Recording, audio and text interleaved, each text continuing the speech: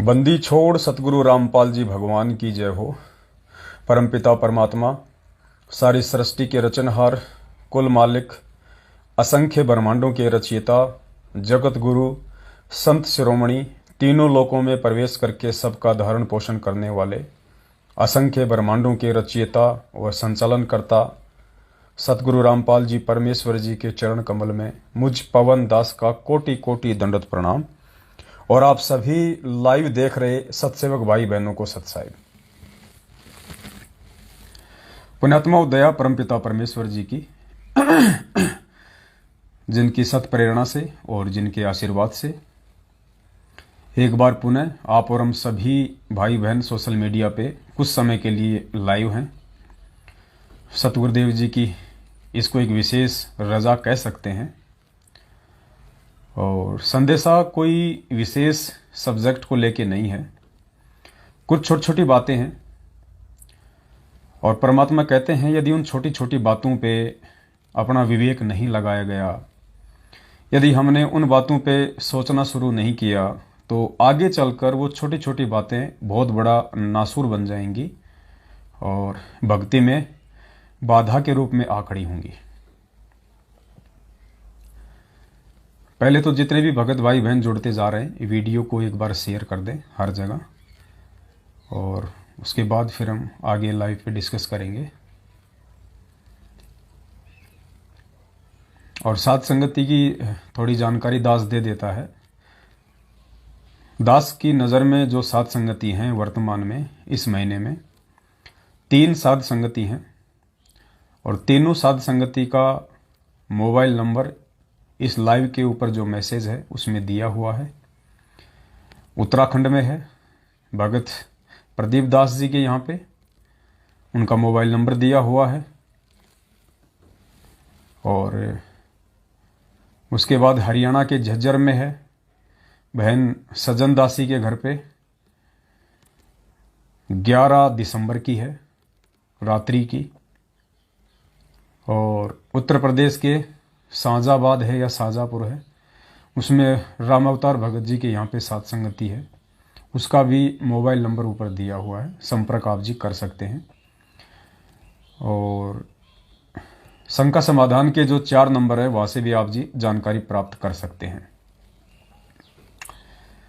तो ये एक साध संगति की छोटी सी जानकारी थी।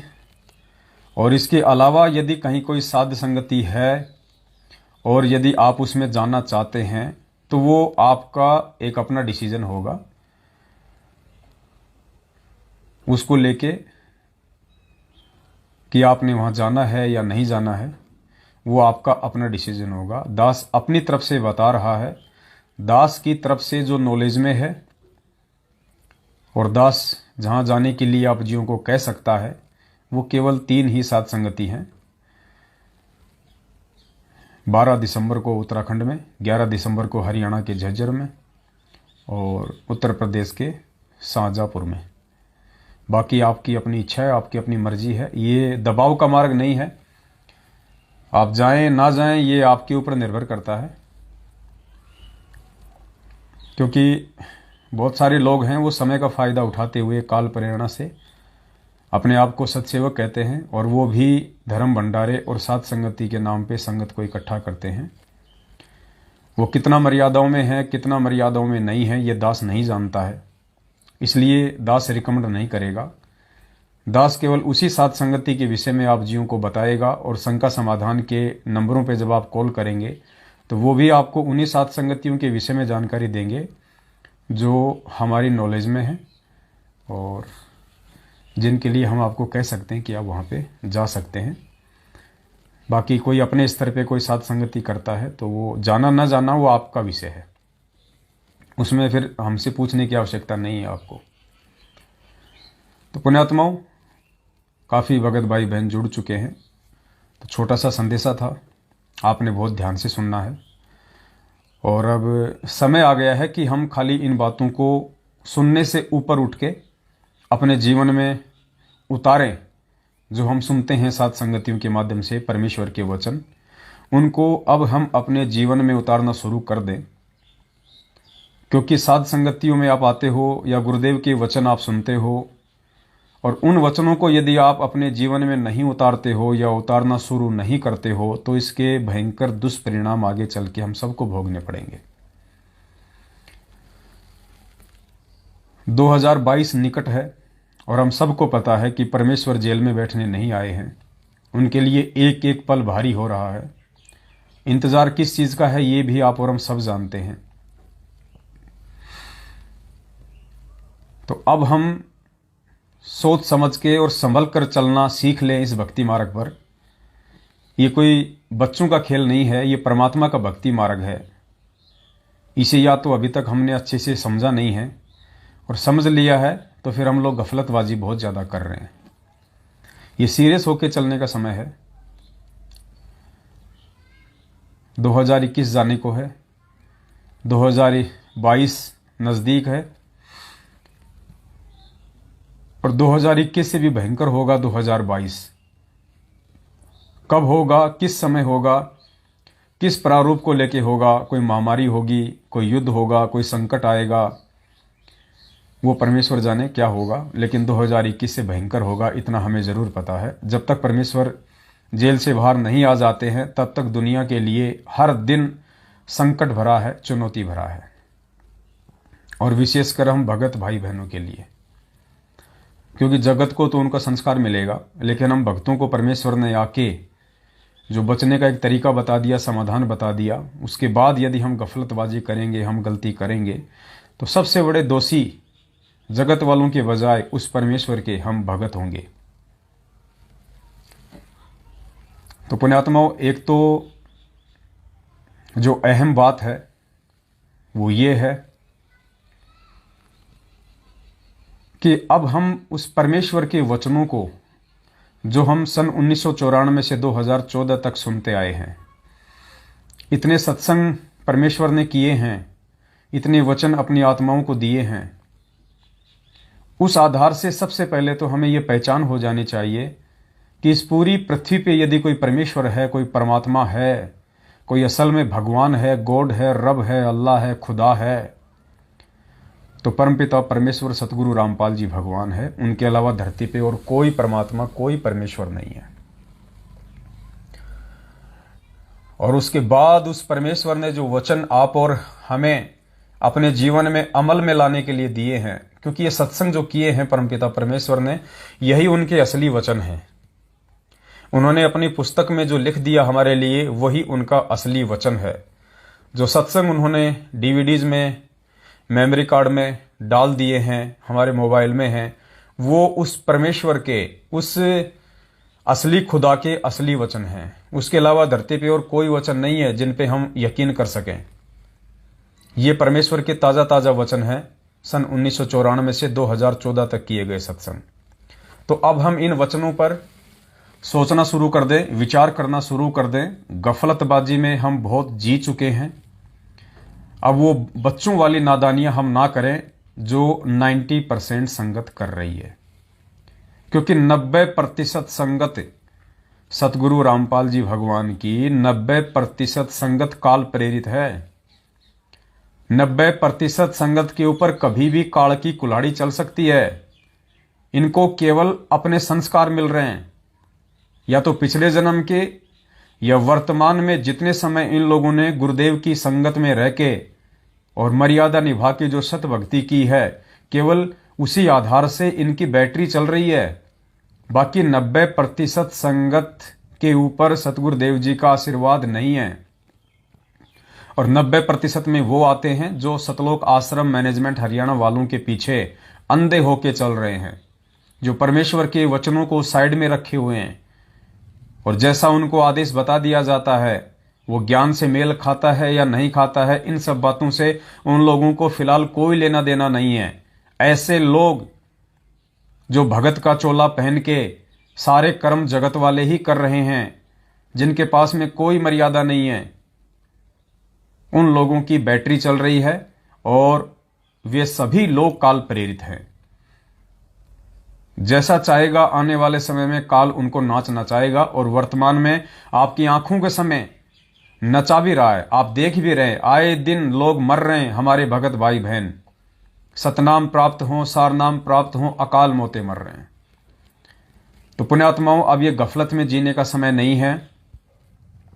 वो 90% तो काल की हद में है, उनको तो छोड़ दीजिए आप। दास बात उन 10% की कर रहा है जो सत्सेवकों के रूप में जाने और पहचाने जाते हैं। और आज का वीडियो उन 10% सत्सेवकों के लिए है। उन 10% में भी 50% सत्सेवक नहीं है। 50% खाली देखा देखी में भोग लगा रहे हैं, खाली देखा देखी में साध संगतियों में आ रहे हैं। उनके अंदर एक भगत के गुण और लक्षण नहीं हैं।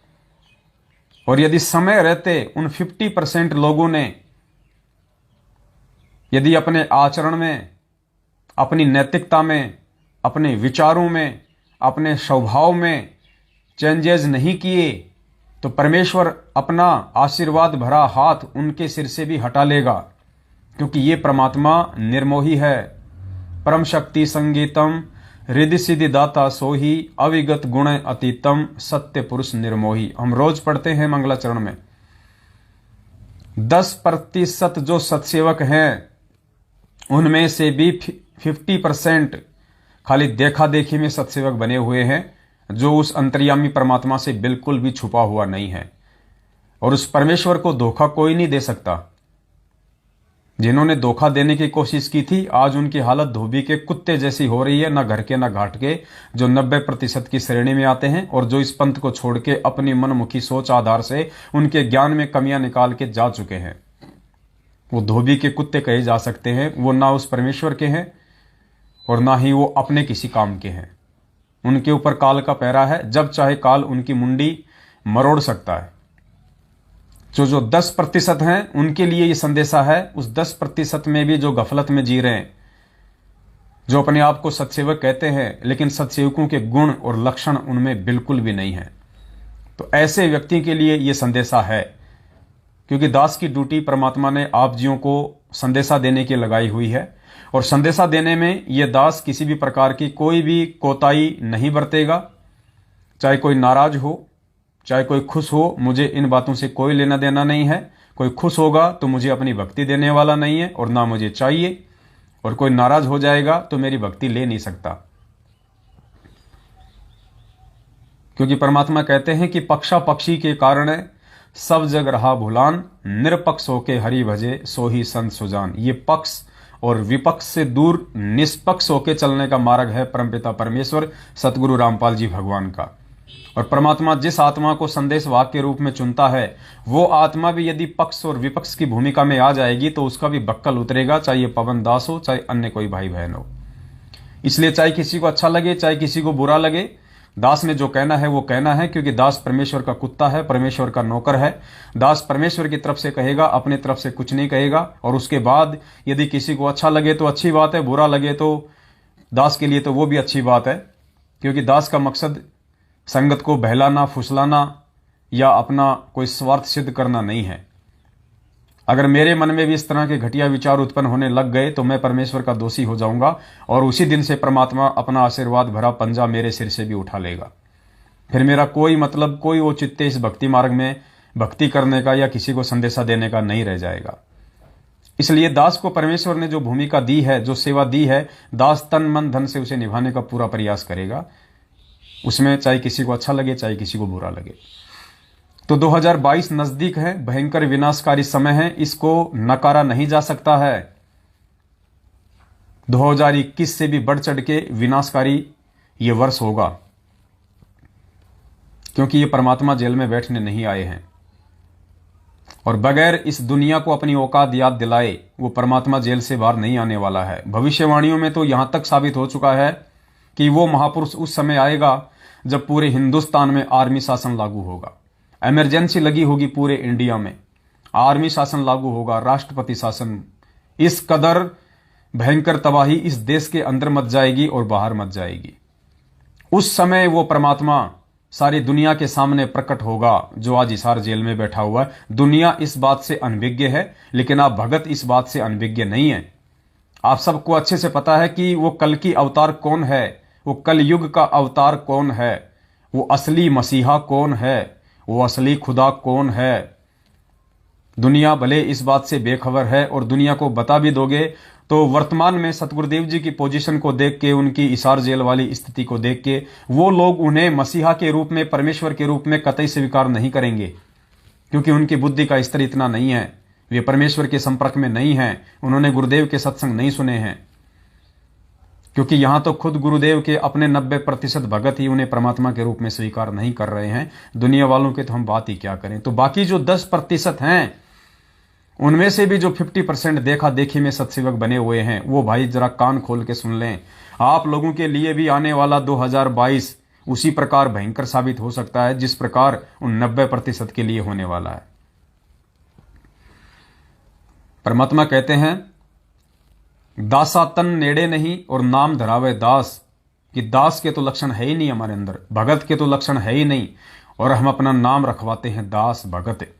तो परमेश्वर कहते हैं कि दासा तन नेड़े नहीं, नेड़े यानी नजदीक, दासा तन नेड़े नहीं और नाम धरावे दास, पानी के पिए बिना कैसे बुझेगी प्यास।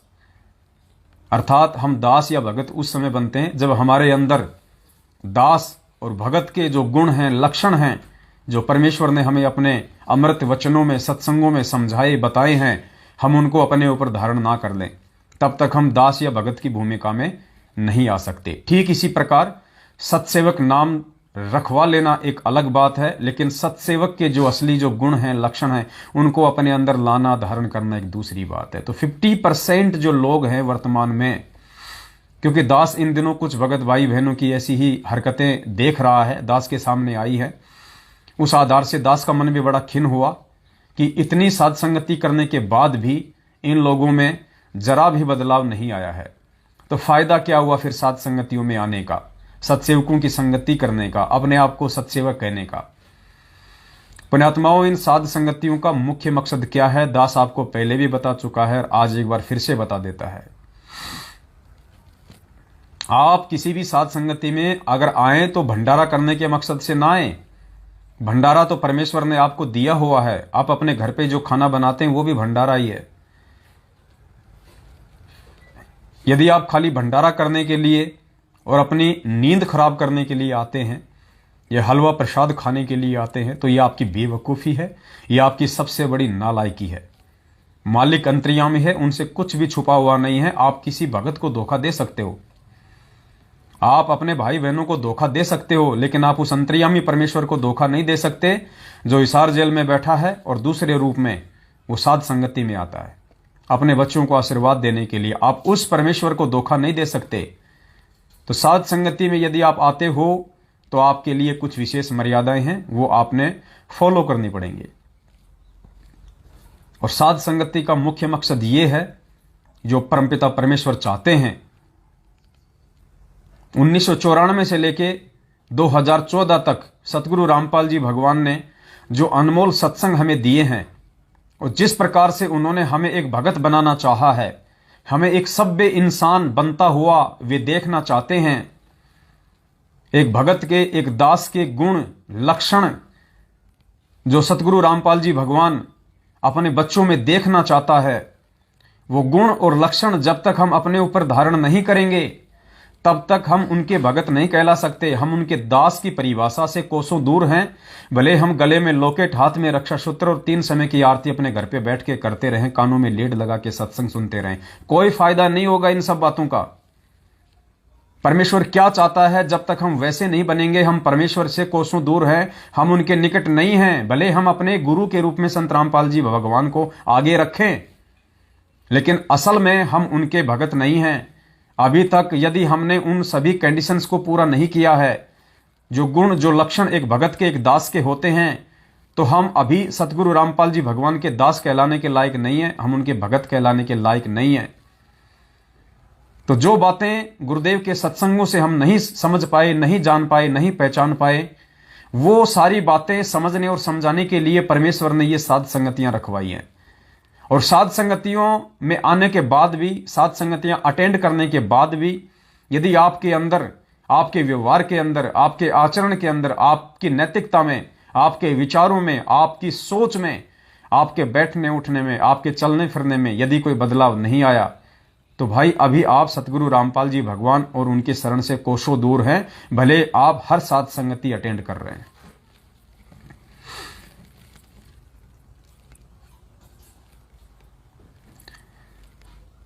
एक छोटा सा एग्जाम्पल दास आपको देना चाहेगा। अभी जोधपुर की साथ संगति हुई, परमेश्वर ने बहुत बड़ी रजा की, बहुत काफी संख्या में भगत भाई बहन आए, अच्छी बात है। और सबने पूरी रात बैठ के साथ संगति का लुत्फ उठाया, आनंद उठाया, सबकी आत्मा गदगद हुई। किसी का भी रात्रि को सोने का जी नहीं कर रहा था। परमेश्वर के बच्चे चाय राम पे चाय राम, गुड राम, अन्य प्रकार की सेवाओं में लगे हुए थे अपने भाई बहनों के। और कुछ एक भगत जो उससे पहले भी साथ संगतियों में आते रहे हैं, दास भी उनसे पर्सनली घंटों घंटों बातें करता था, ये सोचकर कि चलो एक आत्मा भी यदि इस परमेश्वर के मार्ग से भटकने से बच जाती है तो ये दास का सौभाग्य होगा। उसके बाद वो लोग भी विचलित होते जा रहे हैं और ना कुछ बातों को लेके, छोटी छोटी बातों को लेके, जिस बात का जिक्र भी नहीं करना चाहिए था, जिस बात का मन में कोई सवाल भी नहीं पैदा होना चाहिए था, उन छोटी छोटी माइनर बातों को लेके वो अपने मन में शंका पाल रहे हैं। तो क्या फायदा तुम्हारे भगत होने का? क्या फायदा तुम लोगों का साथ संगति से ज्वाइन होने का? क्या फायदा तुम लोगों का रातों को जाग जाग के अपनी आंखों को खराब करने का? इससे अच्छा तो अपने घर पे बैठे रहो, जैसा तुम पहले कर रहे थे वैसा अपने करते रहो। अगर साथ संगति में आके भी तुम्हारे व्यवहार में, तुम्हारी सोच में यदि बदलाव नहीं आता है तो कोई फायदा नहीं है तुम लोगों का साथ संगतियों में आने का। फिर तो वो कहानी सिद्ध हो जाएगी जो परमेश्वर बताते हैं कि कोटि वर्ष करो संगत संतों की, पत्थर का जल में क्या भीजे, एक चंदन बन में रंग ला दे, बांस बिटंबी ना सीजे।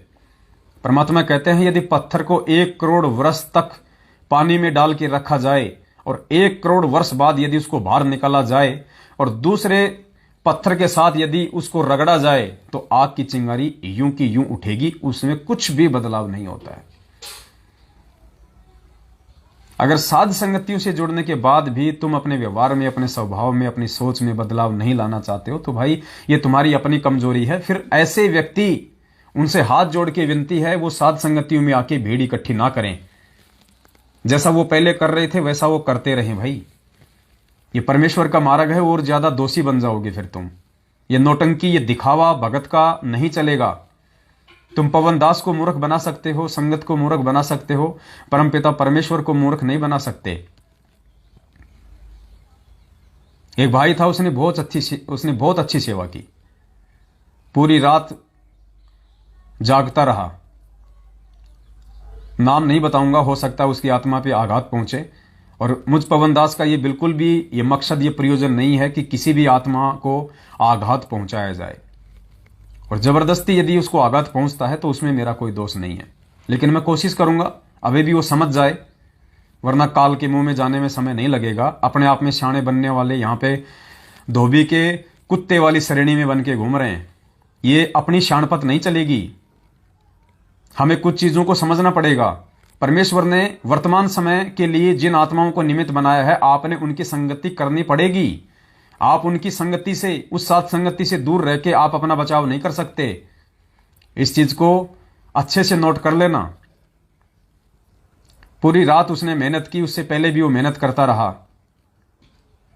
साथ संगति समाप्त हो गई, उसने भी 6,000 रुपए की सेवा की भंडारे में। 6,000 रुपए की उसने अपनी सेवा दी भंडारे में।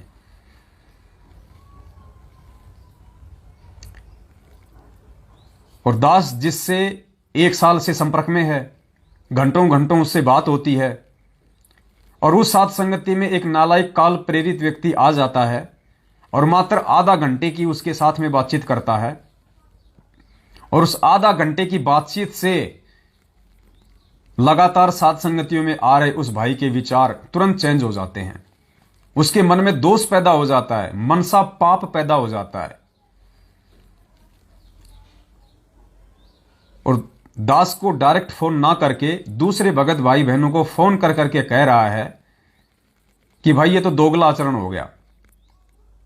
तो उस भाई ने पूछा भाई क्या दोगला आचरण हो गया? उसने कहा कि पवन दास जी तो कह रहे थे कि जयपुर को जो साध संगति थी बड़ी दीपावली के समय, उसमें जो 1,00,000-1,50,000 रुपए जो बचा है भंडारे का, आगामी साध संगतियों में सबसे पहले वही पैसा लगाया जाएगा। तो फिर पवन दास ने जोधपुर साध संगति में जो भगत भाई बहन जो पैसा दे रहे थे भंडारे में सहयोग के लिए, वो पैसा क्यों लिया? बस इस बात को लेके उसके अंदर खरपतवार पैदा हो गई। काल भगवान ने उसके अंदर अपने जीवाणु छोड़ दिए, वो जीवाणु उसको काटने लगे अंदर ही अंदर, उसके मन में खरपतवार पैदा हो गई, मनसा पाप पैदा हो गया। और दास ने उसको वैसे ही फोन कर लिया, क्योंकि दास ने उससे 5,000 रुपये लिए हुए थे। तो दास ने सोचा कि अब उसके 5,000 रुपये लौटा दिए जाए। तो दास ने 5,000 रुपये रिटर्न करने के लिए कल जैसे ही उसको फोन किया, बोला भगत जी मैं भी आपको फोन करने ही वाला था। मैंने कहा जी बताइए क्या बात है? बोलो भगत जी ऐसी ऐसी बात है, मुझे समझ में नहीं आ रही है, ये आप क्या कर रही हो, ये दोगलाचरण हो गया, ये तो मैनेजमेंट वाला काम हो गया। तो दास की आत्मा को बड़ी चोट पहुंची और दास ने माथे में 3 थप्पी मारी कि हे परमात्मा, कहीं दास तो गलतियां नहीं कर रहा है, कहीं दास से तो कोई गलती नहीं बन रही है परमेश्वर। किस बात को लेके? इस बात को लेके कि हे परमपिता परमात्मा, 2014 बरवाला कांड के बाद आप जी चुपचाप हिसार जेल जाके बैठ जाते हैं, ना कोई आदेश, ना कोई फरमान, ना कोई निर्देश। आप चुपचाप वहां जाके बैठ गए और पूरी संगत को आपने अपने हाल पे छोड़ दिया। पूरा ज्ञान देने के बाद, पूरा समाधान देने के बाद, पूरा कोर्स करवाने के बाद, और आपने यही सोच के संगत को अकेला छोड़ा, अपने से दूर किया। 7 साल से आप हिसार जेल में बैठे हुए हैं। सिर्फ और सिर्फ आपका एक ही मकसद है कि मेरी संगत में से जितने लोगों ने मेरी संगत की है 27 वर्षों से, जितने लोग मेरे फॉलोवर्स हैं, मेरे भगत हैं, उनमें से असल में मेरे हैं कितने और असल में उसमें से काल के कितने हैं। जो मेरे हैं वो मेरे से चिपके रहेंगे, मेरे प्रत्येक वचन पे चलेंगे। मैं चाहे जेल में रहूं, चाहे मैं सतलोक चला जाऊं, वो आजीवन अंतिम श्वास तक अपने गुरुदेव भगवान को परमेश्वर मान के उनके प्रत्येक वचन पे चलेंगे, चाहे उनको कितनी कठिनाइयों का सामना करना पड़े, कितने संघर्ष झेलने पड़े। और जो नकली हैं, जो काल प्रेरित हैं, जो खाली देखा देखी में रोटपाड़ खीरपाड़, जो सतलोक आश्रम बरवाला में आ रहे थे, जा रहे थे, भगत का चोला पहन के एक अच्छे व्यक्ति और अच्छे भगत बनने का जो ढोंग कर रहे थे, वो मेरे से दूर हो जाएंगे। क्योंकि आने वाले समय में मुझे ऐसे व्यक्तियों की आवश्यकता नहीं है, और ऐसे व्यक्तियों को सतयुग में प्रवेश करने से पहले पहले मैं अपने से दूर कर दूंगा। तो परमेश्वर, कहीं दास से ये गलती तो नहीं बन गई कि परमात्मा आप ये गंदगी साफ करना चाह रहे थे और ये दास बीच में ही कूद पड़ा फालतू में, कि हो सकता है उस गंदगी में भी कोई परमेश्वर का हंस हो, कोई परमेश्वर का बच्चा हो, थोड़ा बहुत उसके अंदर कोई कमी हो सकता है वो समझ जाए और वापस मुख्य धारा में आ जाए और वापस परमेश्वर की संगति कर ले, एक भगत के गुण और लक्षण अपने अंदर धारण कर ले, वो भी परमेश्वर के हीरे मोती लाल की श्रेणी में शामिल हो जाए। कहीं दास ने बीच में फालतू में इन गधों को बचाने के लिए, इन मूर्खों को बचाने के लिए कहीं बीच में फालतू में एंट्री तो नहीं मारी थी? कहीं दास से ये गलती तो नहीं बन गई परमात्मा? क्योंकि अब कहीं ना कहीं दास को थोड़ा थोड़ा ये आभास होता जा रहा है कि परमेश्वर ने जो 2014 से संगत को अपने से दूर किया था, वो इसीलिए किया था, जो गंदगी होगी वो ऑटोमेटिक बाहर निकल जाएगी। कुछ तो मर जाएंगे, कुछ दूसरे पंथों में भग जाएंगे, कुछ भक्ति छोड़ के अपने घरों में बैठ जाएंगे। और जो मेरे बच्चे होंगे, जो असल में संत रामपाल जी भगवान के अनुयायी होंगे, उनकी हंस आत्माएं होंगी, वो ही इस भक्ति मार्ग पे टिकी रहेंगी। वो संघर्ष भी करेंगी, हर प्रकार की कठिनाइयों का सामना भी करेंगी और अपने गुरुदेव पे अटल विश्वास करते हुए भक्ति भी करेंगे। और ये बिल्कुल हकीकत है पुण्यात्माओं। कहीं न कहीं दास की ये गलती थी पिछले 7 वर्षों से, और दास अपनी इस महाभूल के लिए, अपनी इस गलती के लिए परमपिता परमेश्वर सतगुरु रामपाल जी भगवान से क्षमा प्रार्थी है कि परमात्मा जिस गंदगी को छांटना चाहता था, जिस गंदगी को बाहर निकालना चाहता था, उस गंदगी को इस नीच पवन दास ने जबरदस्ती रोक के रखने का प्रयास किया, यह सोचकर कि हो सकता है इस इस गंदगी में से भी कोई अच्छी हंस आत्मा हो और वो अपना जो कर्म है वो सुधार ले और परमात्मा के चरणों में आ जाए। तो अब इस दास को लगता है कि ये गंदगी है और ये गंदगी किसी के सुधारने से नहीं सुधर सकती है, और 90% गंदगी उस परमात्मा ने सतलोक आश्रम मैनेजमेंट हरियाणा समेत उनके पीछे जितने भी बहन भाई लगे हुए हैं, जो 90% की श्रेणी में हैं, जो फर्जी नामदान केंद्रों पे आते हैं जाते हैं, जो इन कुपात्रों को ज्योति पाठ और दान का पैसा देते हैं, जो स्टेट कोऑर्डिनेटर जिला कोऑर्डिनेटर नामदान संचालकों के संपर्क में हैं, जो इन फर्जी आश्रमों में दिल्ली मुंडका भिवानी जिंद सिंहपुरा यहां जाते हैं, जो रैली धरने प्रदर्शन आंख बंद करके वहां जाते हैं, नेताओं को सत्संगों में बुलाया जाता है, नेता माइक में हाथ पकड़ के भाषण देते हैं, वो नालायक, वो मूर्ख, वो मंदबुद्धि, वो अज्ञानी नेताओं के वहां पे भाषण सुनते हैं। ये है 90% गंदगी जो परमात्मा ने छांट दी है। ये गंदगी है, असल में इस परमेश्वर के भक्ति मार्ग में दीमक है, कीड़ा है, परमात्मा ने वो छांट दिया है। 10% थे जिनके अंदर कोई गुंजाइश थी, लेकिन 10% में से भी जो गंदगी है उसको परमात्मा ने छांटना है। और अब 2022 नजदीक है और 2022 में अब सत्सेवकों की छटनी है।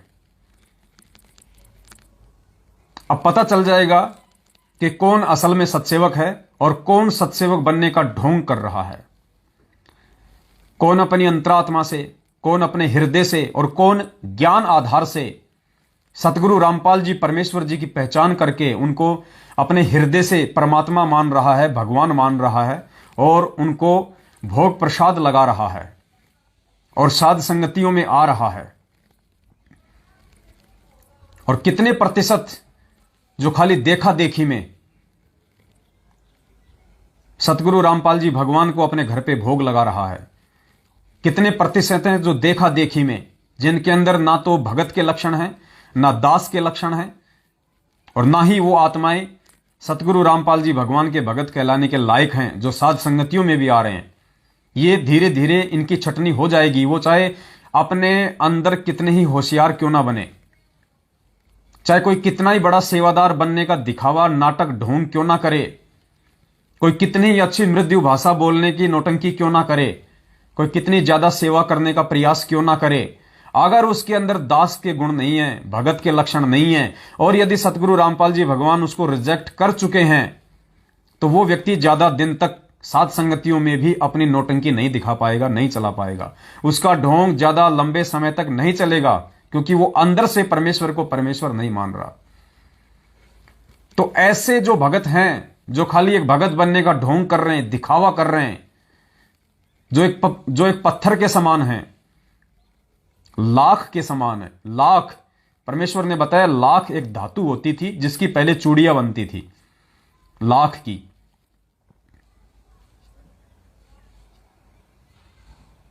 तो उन लोगों में कुछ भी चेंजेस, कुछ भी बदलाव नहीं आ सकता है। और परमात्मा कहते हैं कि काल को जीव कहीं नहीं माने, यानी जो काल का प्राणी होगा, कहते हैं वो कहीं नहीं टिकेगा, कहीं नहीं मान पाएगा। वो काल को जीव कहीं नहीं माने, कोट सुने जो ज्ञाना, और जैसे लाख अग्नि के माही और बिछुड़ते काट समाना। जैसे लाख अग्नि के माही जिसकी चूड़ियां बनती थी लाख धातु की, गुरुदेव कहते हैं कि उस लाख को जब आप आग के नजदीक लेके आते हो, आग के ऊपर लाते हो, तो वो पिघल जाता है और उसी समय उसकी चूड़ियां बनती हैं।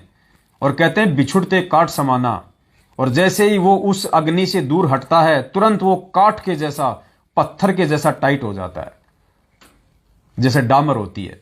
जब तक आप डामर को अग्नि के पास रखोगे वो तरल पदार्थ के रूप में रहेगी, और जैसे आप उसको आग से दूर कर दोगे, थोड़ी देर में पत्थर के समान हो जाती है।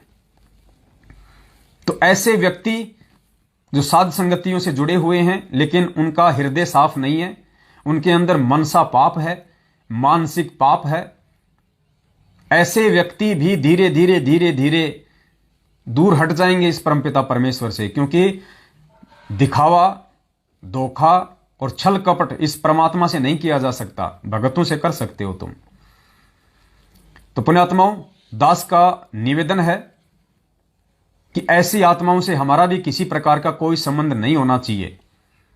हम इस परमेश्वर के निष्पक्ष भक्ति मार्ग के पंथी हैं, और ऐसा कोई भी व्यक्ति, चाहे आपका कितना ही प्यारा क्यों ना हो, आपसे कितना ही वो घनिष्ठ संबंध वाला क्यों ना हो, आपको लगता है कि ये व्यक्ति गुरुदेव के ज्ञान आधार से दूर है, इस व्यक्ति के अंदर अभी भी खरपतवार बाकी है, ये व्यक्ति अभी भी बात बात पे शंका करता है, पुण्यात्माओं, निवेदन करता है ये पवनदास, उस व्यक्ति से तुरंत अपना संबंध तोड़ दो। चाहे वो कितना ही प्यारा क्यों ना हो, एक दिन आपको भी ले डूबेगा, वरना वो आदमी। अगर आप सत्सेवक होने के बावजूद किसी दोगले व्यक्ति की संगत करते हो, किसी ऐरे गहरे नथु खैरे जो राग द्वेष और ईर्ष्या से ग्रसित है, जिनका काम ही सारा दिन सत्सेवकों को बदनाम करने का है, मैं कहां संकेत कर रहा हूं? उन दुष्ट आत्माओं का नाम लिए बिना दास आपको उनकी पहचान करवा रहा है कि ऐसे व्यक्ति जो ना खुद भक्ति करते हैं, ना दूसरों को भक्ति करने देना चाहते हैं, जो साकट की श्रेणी में हैं, उनके विषय में परमात्मा कहते हैं कि कहते को कहीं जान दे, गुरु की सीख तू ले, साकट और सवान को उल्ट जवाब ना दे। सबसे पहले तो ऐसे राग द्वेष और ईर्ष्या से जो ग्रसित व्यक्ति हैं, जिनके आए दिन संगत में पोस्टर वायरल होते रहते हैं बेवजह, निराधार, जिन्होंने खुद तीनों समय की आरती करनी छोड़ दी है, जिन्होंने परमेश्वर के मंत्र जाप करना छोड़ दिया है, जो गुरुदेव को परमात्मा नहीं मानते, जो गुरुदेव को जन्म लिया हुआ मानते हैं, जो काल के जीव हैं, ऐसे व्यक्तियों से यदि अभी तक आपका किसी प्रकार का कोई संबंध है, पुण्यात्मा इस बात को नोट कर लेना, 2022 नजदीक है, और ये जो संदेशा दिया जा रहा है, ये परमेश्वर के बच्चे के द्वारा दिया जा रहा है, ये परमेश्वर का ही संदेशा मान लेना आप, क्योंकि हर बात वो परमात्मा आपको सामने आके नहीं कहेगा, वो निमित्त बना देता है वो किसी को भी। ऐसे राग द्वेष और मान बढ़ाई से जो ग्रसित व्यक्ति हैं, उनकी पहचान दास आपको बता देता है, जो बेवजह के पोस्टर सारा दिन बना बना के किसी को ठग, किसी को भगोड़ा, किसी को नाना प्रकार की झूठी उपाधियां दे दे के अपने भी कर्म खराब करते हैं और दूसरी आत्माओं के मन में भी शंकाओं के बीज पैदा करते हैं।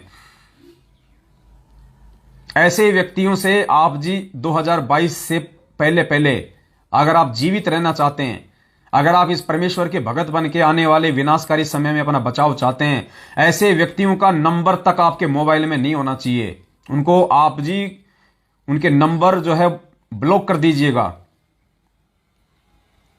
किसी भी प्रकार का आपने उनसे कोई संबंध नहीं रखना है, क्योंकि वो दुष्ट आत्माएं हैं, वो काल प्रेरित आत्माएं हैं। उनका मकसद ही संगत में गंदगी फैलाना है। वो परमेश्वर से बहुत समय पहले ही कोसों दूर हो चुके हैं। वो खाली नाम के भगत हैं, लेकिन ज्ञान आधार से वो परमेश्वर के नजदीक नहीं है। तो आपने ऐसे किसी भी व्यक्ति का ऑडियो, वीडियो, पोस्टर ना आपने किसी को शेयर करनी है और ना ही आपने उनको खोल के देखना है। कोई भी व्यक्ति यदि आपको ऐसे मनवश काल प्रेरित राग द्वेष और ईर्ष्या से ग्रसित व्यक्ति के ऑडियो, वीडियो या पोस्टर भेजता है, सबसे पहले तो जिसने आपको भेजा है आप उसको ब्लॉक मार दीजिएगा। वो गंदगी है, वरना हमेशा आपको परेशान करेगा। उसका फोन आता है तो दो टूक जवाब दे दो और उसका नंबर भी ब्लैक लिस्ट में डाल दो। बिल्कुल संपर्क नहीं रखना आपने। ये बातें कान खोल के सुन लेना, दास बार बार नहीं बताएगा। ये अंतिम चेतावनी है साथ संगत वालों को। यदि आप किसी भी ऐसे मनवश व्यक्ति के संपर्क में हैं अभी तक, और यदि आप उसके ऑडियो, वीडियो, पोस्टर यदि आप देखते हैं, यदि आप उसके ऑडियो, वीडियो, पोस्टर को खोल के देख रहे हैं, तो कहीं ना कहीं आपके अंदर अभी शंका है। आप अभी पूर्णतया इस परमेश्वर के मार्ग में संतुष्ट नहीं है। और जिन आत्माओं को परमात्मा ने सात संगतियों के लिए निमित्त बना रखा है, कहीं ना कहीं उन पर भी अभी तक आपको कोई शंका है, पूर्णतया विश्वास नहीं है। तो ऐसे व्यक्तियों का भी आने वाले समय में बचाव असंभव है। इस परमेश्वर के मार्ग में दो नावों की सवारी नहीं चलेगी। परमात्मा कहते हैं, संत ना छोड़े संतता, चाहे कोटिक मिले असंत। ये दो नावों में सवारी करने वाला मार्ग नहीं है। जो दो नावों में सवारी करेगा उसकी टांग फटेगी। वो भी सतगुरु रामपाल जी भगवान का दास और भगत की श्रेणी में नहीं गिना जाएगा, चाहे वो कितने ही साथ संगति अटेंड क्यों ना करता रहे। तो जिसने आगामी विनाशकारी समय में उस काल भगवान के कहर से बचना है, वो इन पॉइंटों को नोट कर ले। ऐसे किसी भी मनवश व्यक्ति से जिसका आचरण, जिसके शब्द, जिसके विचार, जिसकी बोलचाल, जिसकी भाषा, जिसका आचरण सतगुरुदेव जी के ज्ञान आधार से और आपके गुरुदेव के वचनों से मेल नहीं खाता है, उस व्यक्ति से तुरंत अपना आध्यात्मिक जो कनेक्शन है वो काट दीजिएगा, उसके नंबर ब्लॉक कर दीजिएगा और ब्लैक लिस्ट में डाल दीजिएगा। और किसी भी भाई बहन को आपने आगे उनका कोई भी ऑडियो वीडियो पोस्टर शेयर नहीं करना है, वरना सामने वाले का समय जो आप जी बर्बाद करने जा रहे हो वो गंदगी भेज के उसके दोषी भी परमात्मा आपको ठहराएगा। ये परमात्मा का मार्ग है, ना मान बढ़ाई का मार्ग है। पुण्यात्माओं, ये बच्चों का काम नहीं है। हमें यह परमात्मा सहज में मिल गया, हमें यह परमात्मा अपने घर में आके मिल गया, इसलिए हमें इसकी पहचान नहीं हो पा रही, हम इसकी महत्वता को नहीं जान पा रहे। अरे इसी भगवान को और इसी सतमार्ग को प्राप्त करने के लिए ऋषि मुनियों ने हजार हजार वर्षों तक तपस्या करके अपना शरीर गाल दिया। गुरुदेव कहते हैं उनकी आंखों की ये पलकें जमीन से टिक जाया करती थी, लेकिन उनको तो काल ने भी दर्शन नहीं दिए। भगवान के दर्शन तो सौपन की बात है, और तुम्हें साक्षात वो भगवान आके मिल गया, और उसके बाद भी आप अभी तक इसी राग द्वेष मान बढ़ाई ईर्ष्या, मैं उसकी भी सुनता हूं, मैं उसकी भी सुनता हूं। फिर तुम किसकी सुन रहे हो? फिर तुम भगवान के कहां सुन रहे हो? जब तुम्हें गंदगी में भी रहना है और तुम्हें स्वस्थता में भी रहना है, तुम कभी भी भगत नहीं बन पाओगे। तुमने एक रास्ता तय करना पड़ेगा अपना।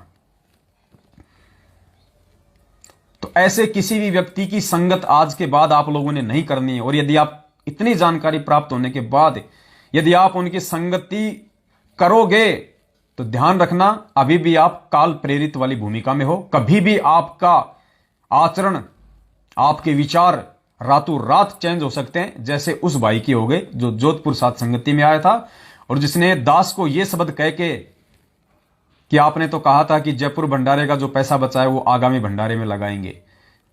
अरे भैया, वहां भंडारे में जो आत्मा आई है जोधपुर में, वो क्या अपना सहयोग नहीं करेंगी? क्या सात संगतियां बंद हो चुकी हैं? सबको पता है कि जनवरी के महीने में जयपुर में सबसे बड़ी सात संगति होने जा रही है। तो जो पैसा हमारे पास में 1.5 लाख रखा हुआ है, क्या उससे काम हो जाएगा? जितना सामान आएगा वो 1.5 लाख से सारा सामान आ जाएगा। इन लोगों के अंदर कॉमन सेंस भी नहीं है, कॉमन सेंस भी, क्योंकि इनको शंका है। इनको अभी भी साध संगतियों में आके भी अपने भगत भाई बहनों पे विश्वास नहीं है इन लोगों को। भाई, एक टीम में एक ही कैप्टन होता है, 2 कैप्टन नहीं हो सकते। अगर भक्ति करनी है तो साध संगति से जुड़ना पड़ेगा, और साध संगति से जुड़ना पड़ेगा तो भगत रह के बनना पड़ेगा, भगत रह के रहना पड़ेगा। तुम सोचो कि मैं भी पवनदास बन जाऊं, मैं भी कैप्टन बन जाऊं, मैं भी सरदार बन जाऊं, जिंदगी में नहीं बन पाओगे। उल्टा काल भगवान तुम्हें खड्डे में डाल देगा। ये मान बढ़ाई का मार्ग नहीं है। ये पवनदास बनने के लिए पीठ पे लठ खाने पड़ते हैं। खा के दिखाओ जरा। तुम्हारी बोलने की औकात तो नहीं होती इन मैनेजमेंट वालों के सामने, सवाल करने की तो तुम्हारी औकात नहीं है इन लोगों के सामने, और तुम पवनदास बनने जा रहे हो।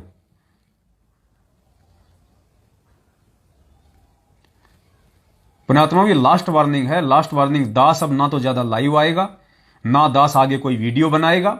जहां दास को उचित लगेगा जिस विषय पे, दास उसी टॉपिक पे चुपचाप अपना वीडियो बना के संगत में वायरल कर देगा। दास फालतू में सिरदर्दी मोल नहीं लेगा। जो बताना था उस परमेश्वर ने, जो समझाना था उस परमेश्वर ने, उस आधार से दास ने पिछले 7 वर्षों से आप जी को खूब सारे वीडियो ऑडियो बना के संदेश दे दिए। दास को भी सतलोक जाना है, दास को भी अपना आत्म कल्याण करवाना है। और मेरा आत्म कल्याण खाली ये वीडियो बनाने से नहीं होगा, आप लोगों को समझाने से मेरा आत्म कल्याण नहीं होगा। मेरा पेट भी उसी समय भरेगा जब मैं रोटी खाऊंगा। तो जब तक मैं भक्ति नहीं करूंगा मेरा भी कल्याण संभव नहीं है।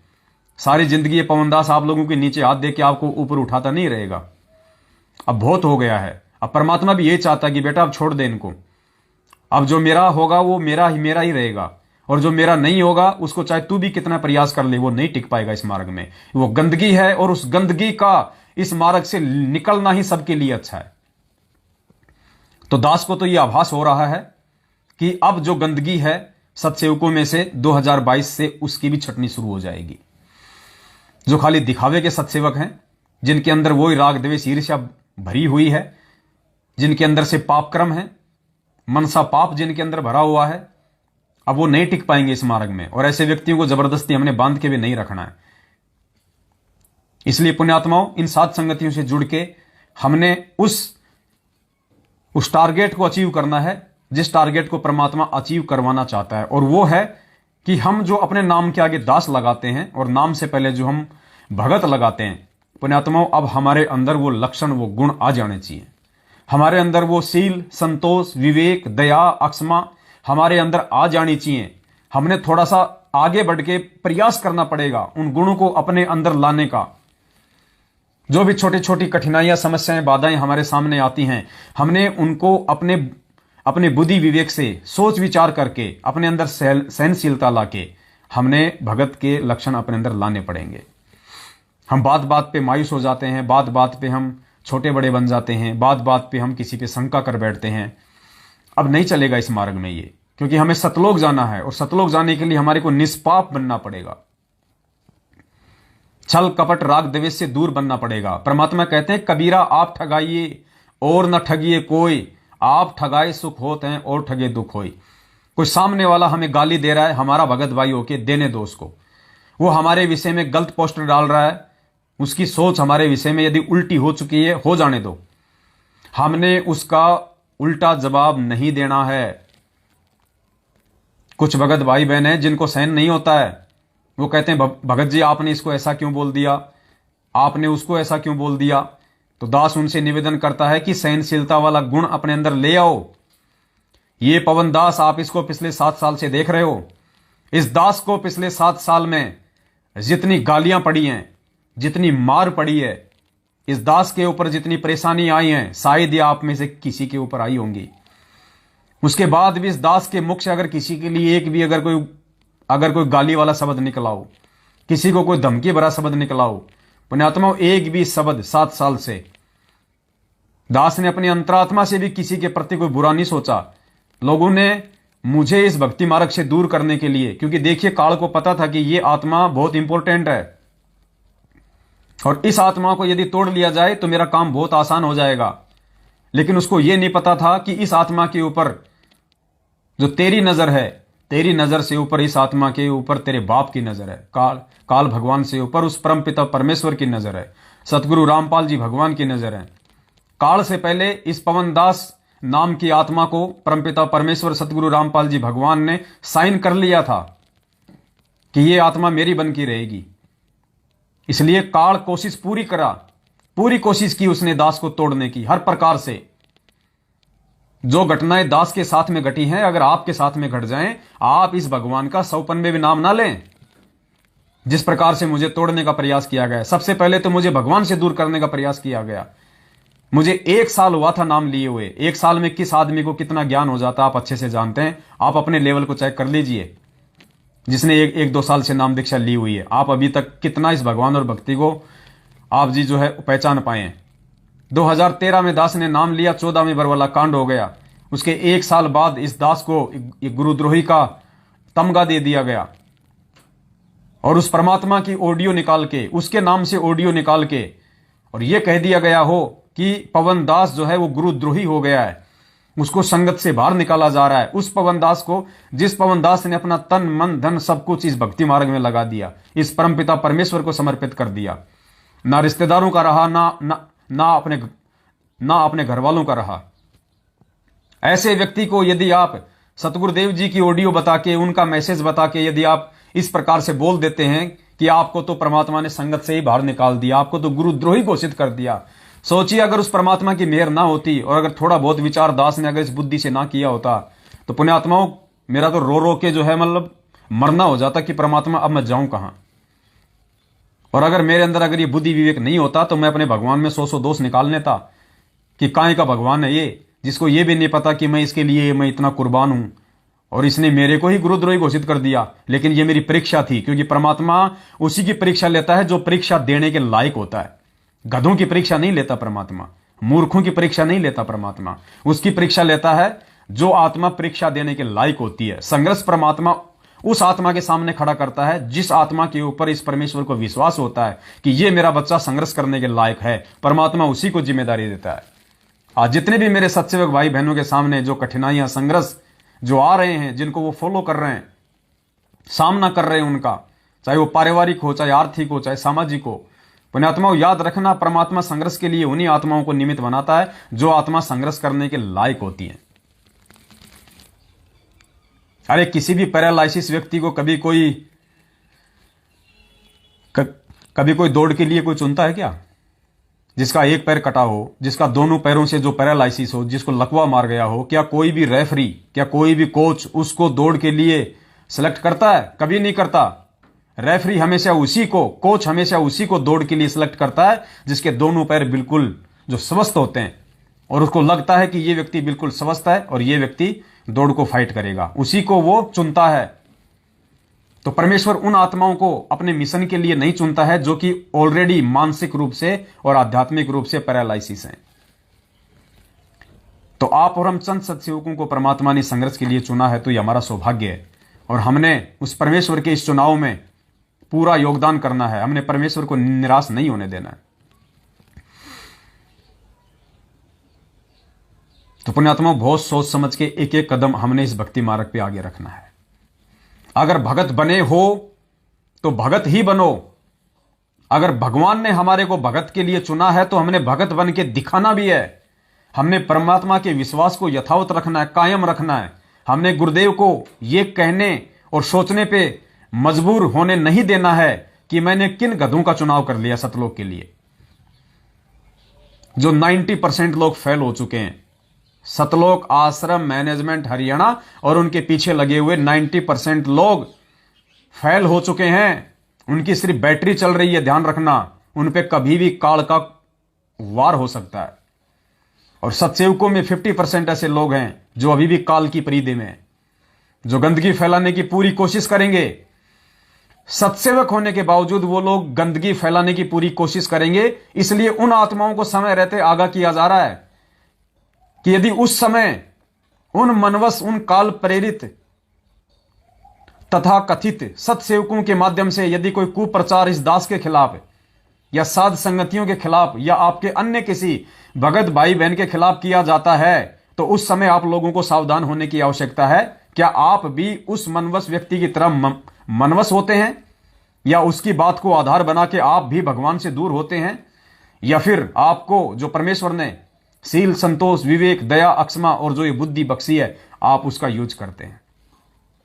क्योंकि यह बिगड़ेगा किसी का कुछ नहीं, ना पवन दास का कुछ बिगड़ेगा, ना किसी का कुछ बिगड़ेगा, ना इस भगवान का कुछ बिगड़ेगा। आप अपना बिगाड़ लोगे फालतू में, मनसा पाप अपने अंदर पैदा करके, अपने इस नाचीज छोटे से भाई के ऊपर शंका पैदा करके। पुण्यात्मा, कुछ नहीं है, दास का सब कुछ परमात्मा का है।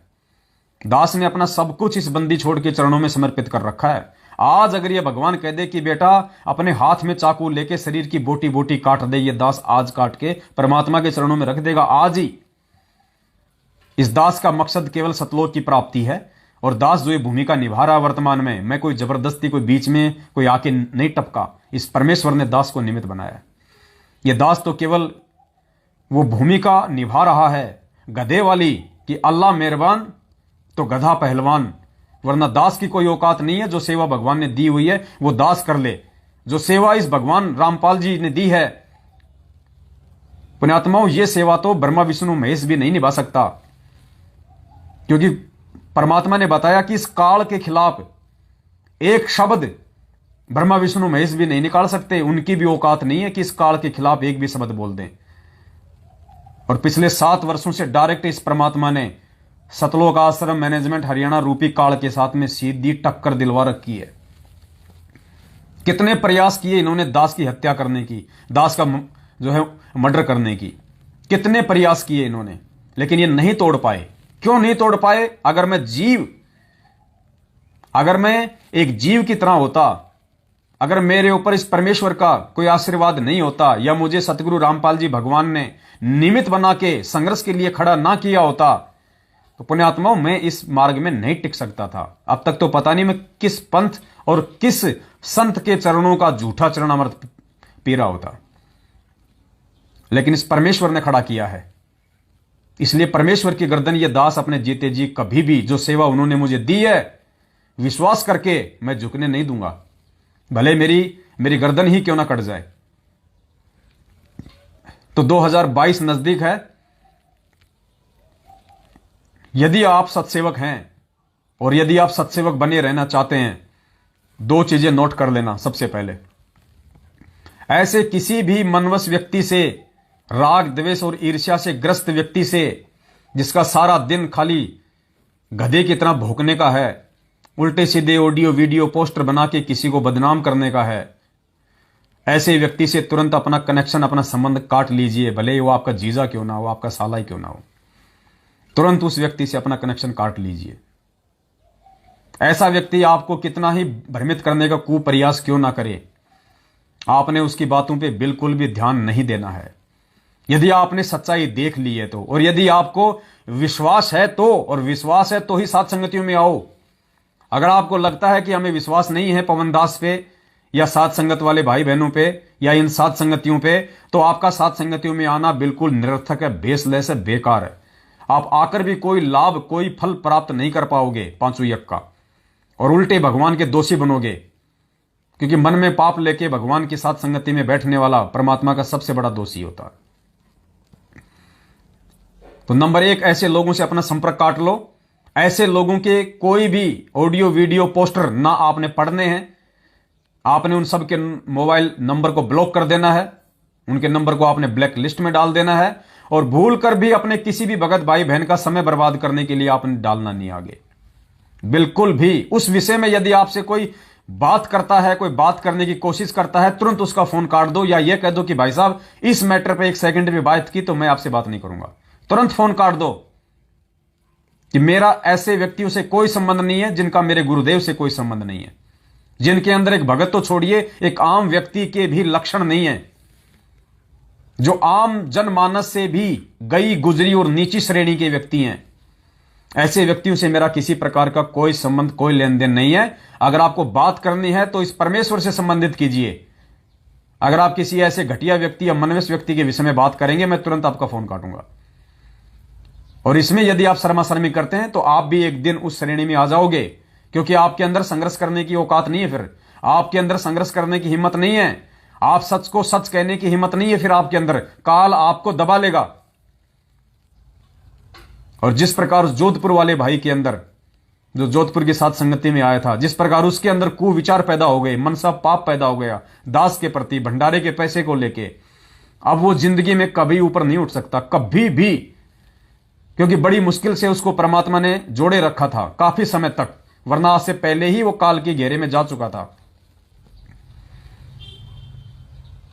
वरना फिर आप जिंदगी में कभी नहीं उठ पाओगे, कभी परमात्मा आपको स्वीकार नहीं करेगा फिर। और परमात्मा कहते हैं कि रहीमन धागा प्रेम का मत तोड़ो छिटकाए, और टूटे से फिर ना जुड़े, और जुड़े तो गांठ पड़ जाए।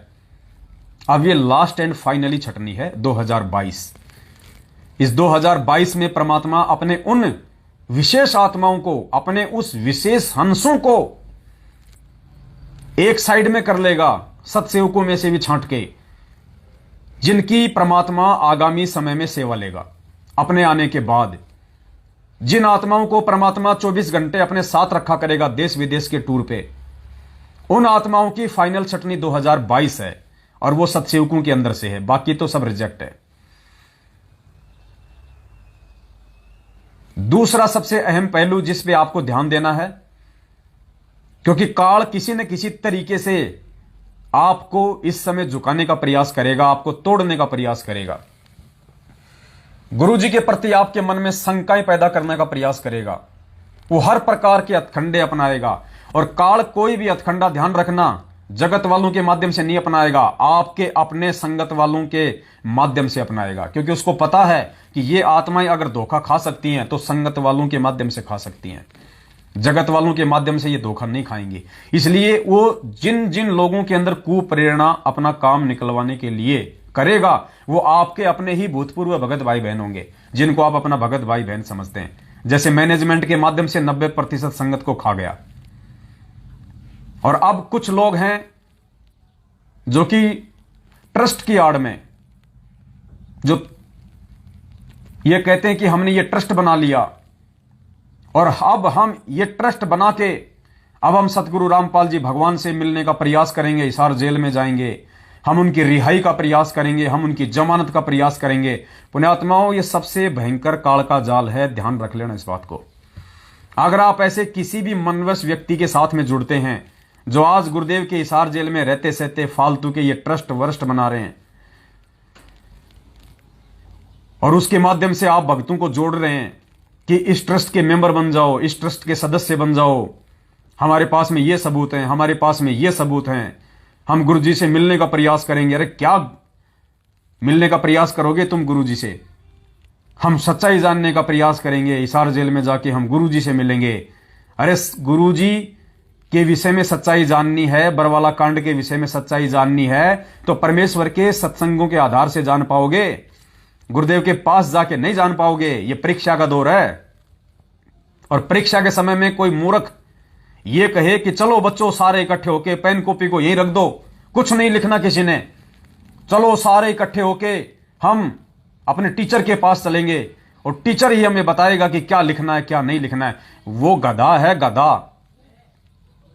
वो उसको एक समझदार विद्यार्थी की श्रेणी में नहीं गिना जा सकता। वो मूर्ख है, वो भांग पी के आया हुआ है परीक्षा देने के लिए।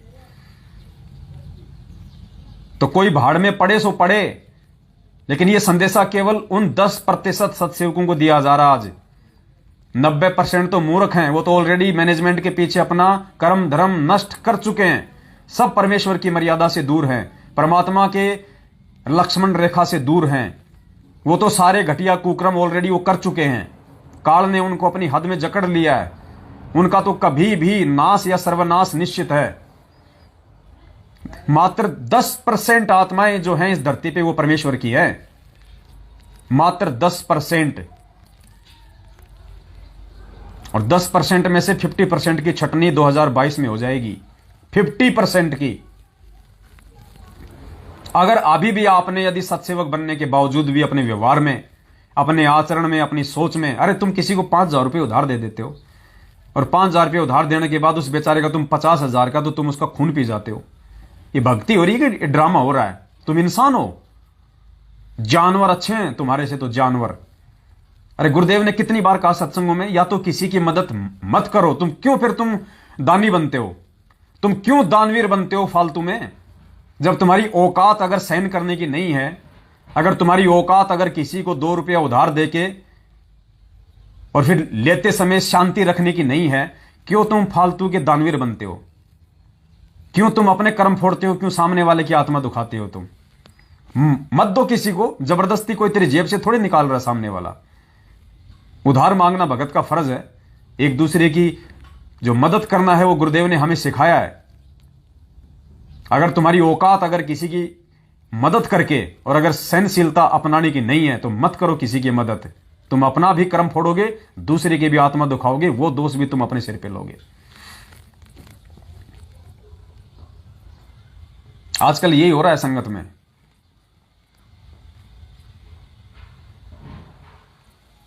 ये काल भगवान इस दास को हर प्रकार से तोड़ने का प्रयास कर रहा है, हर प्रकार का, लेकिन ये सफल नहीं हो पाएगा। मेरे साथ में परमात्मा है। खूब कोशिश करी इसने। अभी जो 4 लाख रुपए का जो मैटर है, पुण्यात्माओं, वो पैसे देने का अधिकारी मैं नहीं था। जिस प्रकार उस रणजीत ने मेरे ऊपर विश्वास करके और उसने वो 4 लाख रुपए मुझे दिए उस ओमपाल के लिए, मेरठ वाले के लिए, उसी प्रकार उस ओमपाल पे विश्वास करके और मैंने उन दोनों को आमने सामने उनको मैंने बैठा दिया। देखो यहां क्या होता है। परमात्मा कहते हैं निरंजन धन तेरा दरबार, यहां पे तनिक ना न्याय विचार, साचों को तो झूठा बतावा इन झूठों का एतबार। निरंजन धन तेरा दरबार। ओमपाल मेरठ वाला जिसको पैसों की जरूरत थी 4 लाख की, और देने वाला वो हरियाणा का रणजीत, दोनों को मैंने मेरठ में आमने सामने बैठाया। उसने अपने 4 लाख की डिमांड बताई और कहा कि 2 महीने में इसका मैं दे दूंगा पैसा। दोनों को आमने सामने मैंने बैठाया। सिर्फ मेरा काम केवल इतना सा था, और इतनी सी जो गलती है उसकी सजा दास भुगत रहा है कि हर महीने करके अब उसको 10-10 हजार रुपए अब दास ने हां भरी है। ये पैसे देने का अधिकारी ये दास नहीं था पुण्यात्माओं, लेकिन परमात्मा कहते हैं राड से बाढ़ भली, राड से बाढ़ भली।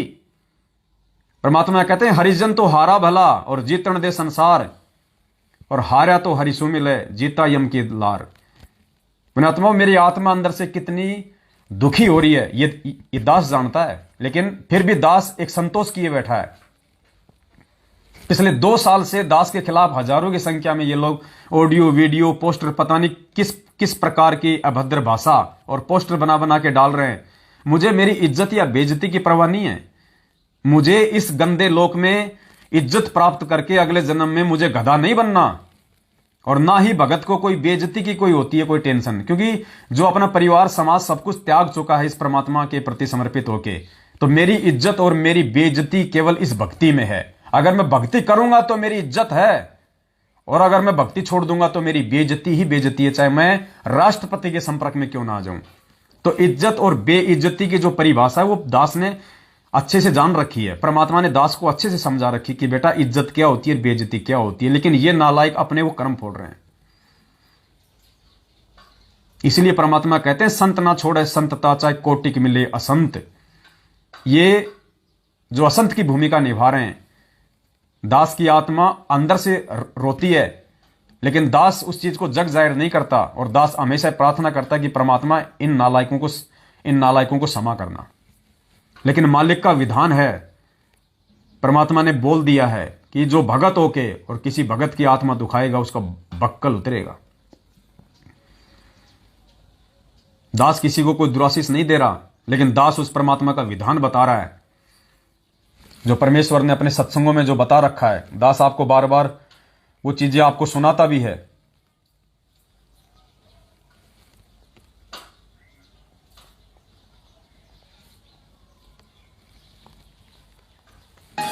बोलो सतगुरुदेव की जय हो।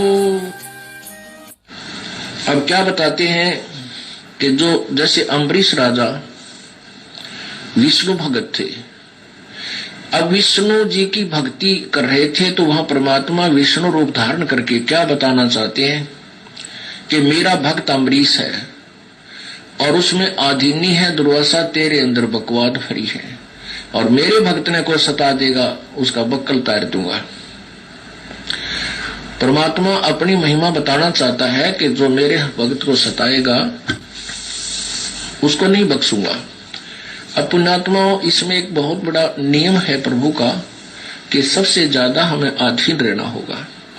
आप 2 भक्त हैं, दोनों ने उपदेश ले रखा है, और तुम आपस में झगड़ा करते हो, और एक भक्त कुछ नहीं कहता, दूसरा उसको नाजायज परेशान करने की चेष्टा करता है, तो परमात्मा उस जो भक्त की रक्षा करेगा। वो भी बेशक भक्त है, जो बेमतलब बकवाद करके दूसरे को तंग कर रहा है भक्त को, तो उसको हानि पहुंचाएगा, जबकि दोनों भक्त ही है। तो इन नियमों को तोड़ने से भी परमात्मा हमारे से दूर होता है और हम अभगत बन जाते हैं। पुण्यात्मा, ये विधान बताया गुरुदेव भगवान ने, और ये परमात्मा है। संत वचन पलटे नहीं, पलट जाए ब्रह्मांड। आने वाले समय में इन लोगों के साथ में क्या बीतेगी ये आप अपनी आंखों से देख लेना। जो बेवजह नाजायज तरीके से साध संगतियों को रोकने के लिए काल प्रेरणा से जिस प्रकार से ये लोग इस पवन दास को दुखी कर रहे हैं, इस पवन दास को परेशान करने का प्रयास कर रहे हैं, आने वाले समय में इनके साथ में क्या गुजरेगी, अभी इनकी बुद्धि के ऊपर पत्थर पड़े हैं, क्योंकि काल सवार है। ये सोच रहे हैं कि हम बहुत अच्छा कर रहे हैं, हम बहुत अच्छा कर रहे हैं। ये अपने भविष्य में कितने ये लोग ये कांटे बो रहे हैं, इनको खुद को नहीं पता। और दास जानबूझ के दुखी इसलिए नहीं होता कि कहीं वो परमात्मा दुखी ना हो जाए। अगर परमात्मा दुखी हो गए तो इनका बक्कल उतार देगा इनका यहीं पे। इसलिए दास हमेशा परमात्मा से प्रार्थना करता है कि परमेश्वर हो सके तो इनको सद्बुद्धि दीजिए, इन गधों को। और दास के साथ परमात्मा है भाई। इन्होंने खूब कोशिश की जोधपुर की साथ संगति रोकने की, बहुत ज्यादा कोशिश की। दास को इस काल ने इतना डराया धमकाया। जोधपुर से डॉक्टर रामेश्वर जांगिड़ जी कितना चीख रहे थे, कितना चिल्ला रहे थे, ये नहीं आ सकता जोधपुर, नहीं आएगा जोधपुर, इसकी औकात नहीं है जोधपुर में आ जाएगा, 5 मिनट में मैं इसको धूल चटा दूंगा, ये ज्ञान चर्चा फलाना दिखना। पुण्यात्माओं, एक बात नोट करना, मेरा किसी से कोई राग द्वेष नहीं है, ना किसी डॉक्टर से, ना किसी वकील से, ना किसी इंजीनियर से, ना हो सकता है। आपको पता होगा आज से 7-8 महीने पहले जब ये डॉक्टर रामेश्वर जांगिड़ ने इस परमेश्वर के ज्ञान विरुद्ध बातें करना संगत में शुरू की थी, तो दास ने इसको कह दिया था कि भैया थोड़े दिनों में तू अपना लोटा लंगोटा लेने वाला है। तो ये दास के कितना भयंकर पीछे पड़ा था कि तू कहां है, तेरा एड्रेस बता, अभी मैं जो है 10 मिनट में आ जाऊंगा, तू नहीं बताएगा तो मेरी प्रशासनिक अप्रोच इतनी जबरदस्त है, मैं तेरी लोकेशन निकाल लूंगा। उस समय दास की मजबूरी थी, क्योंकि दास किसी जीव के उकसाने से अपना काम नहीं करता। दास कभी भी जोश में होश खो के काम नहीं करता। मुझे पता है कि भगवान ने मुझे जो सेवा दी है और परमेश्वर के दिखाए रास्ते अनुसार मैं चलता हूं। मुझे पता है कि यह काल तुझे उकसा रहा है, काल तुझे जोश दिला रहा है, लेकिन दास परमेश्वर का दास है। उस समय दास की सेवा परमात्मा की रजा से केवल यही थी कि बेटा चुपचाप रह के जो तुझे मैंने कुछ सब्जेक्ट दिए हैं उनके ऊपर लाइव वीडियो बना, हर शनिवार और रविवार को।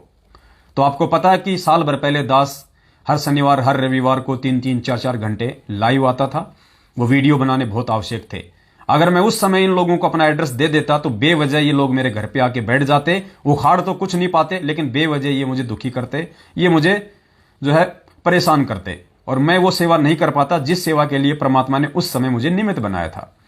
तो ये सोच के दास ने इसको उस समय कही थी एक बात कि भैया तेरे जोश दिलाने से और तेरे उकसाने से कुछ नहीं होने वाला है। डॉक्टर साहब, आपकी राष्ट्रपति से पहचान हो सकती है, आपके प्रधानमंत्री से पहचान हो सकती है, लेकिन मेरी पहचान उस परम पिता परमेश्वर से है जो राष्ट्रपति से भी ऊपर है, प्रधानमंत्री से भी ऊपर है। और मैंने कहा अभी तो आप मेरा एड्रेस निकालने की बात कर रहे हो, आप मेरी लोकेशन लेने की बात कर रहे हो। डॉक्टर साहब, जिस दिन वो समय आएगा तेरे जोधपुर में आऊंगा, तेरे जोधपुर में। और परमात्मा ने दास का वो वचन सफल करवाया।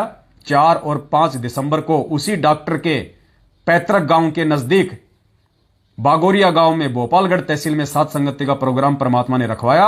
और इन लोगों का इतना मुझे डराने के बावजूद, मुझे धमकाने के बावजूद, ये दास जोधपुर की सात संगति में गया अपने भगवान को निमित्त मान के, क्योंकि मेरे परमेश्वर ने मुझे एक ही बात सिखाई है कि बेटा भगत किसी से लड़ता नहीं और भगत किसी से डरता नहीं।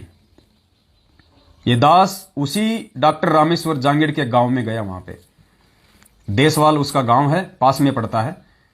उसी जोधपुर की सीमा में ये दास सात संगति में गया, और ना वहां पे कोई डॉक्टर आया, ना कोई डॉक्टरानी आई। और उस सात संगति में डॉक्टर रामेश्वर जांगीड़ जी की जो धर्म पत्नी है वो भी आई थी, वो सत्सेवक है। उसी सात संगति में डॉक्टर रामेश्वर जांगीड़ का साला राम प्रकाश वो भी आया, क्योंकि वो भी सत्सेवक है। और दास भी गया उस सात संगति में। हमें किसी का भय नहीं है, क्योंकि हम गलत नहीं हैं, लेकिन हम इन लोगों के अनुसार नहीं चलते, और ना हम चलेंगे, ना हमें चलने की आवश्यकता। हम चलेंगे अपने गुरुदेव भगवान के दिखाए रास्ते के अनुसार, तब हम सफल होंगे, तब परमात्मा हमारे साथ रहेगा। उसके बावजूद भी इन लोगों को रास नहीं आया। अंदर अंदर से ये लोग जल भुन गए कि हमारे तो सारे के सारे दाव फेल हो गए। ये पवनदास जोधपुर में पहुंच कैसे गया? फिर इन सब ने मिलके, डॉक्टर रामेश्वर जांगीड़ ने मिलके, और जो 2-3 और हैं जो सारा दिन जो पोस्टर बनाते रहते हैं फालतू के, इन सभी लोगों ने मिलके, क्योंकि एक पुरानी कहावत है पुण्यात्माओं कि दुश्मन का दुश्मन मित्र होता है। यानी इस पवनदास के जितने भी जो ये दुश्मन है, ये सब आपस में ये मित्र बने हुए हैं। इन सभी मित्रों ने मिलके फिर एक नई चाल चली। सात संगति के दूसरे दिन वहां पे उस रणजीत को भेज दिया कि रणजीत जी आप जाओ वहां पे, वहां पवनदास मिलेगा, वहां जाके उसको डिस्टर्ब करो। उस रणजीत को भेज दिया वहां पे, और परमात्मा ने दया करी, वो आया, मेरे लिए सोने पे सुहागा। मेरे लिए परमात्मा ने बहुत अच्छा किया। 5 भाइयों के बीच में बैठ के वहां पे मीटिंग हुई,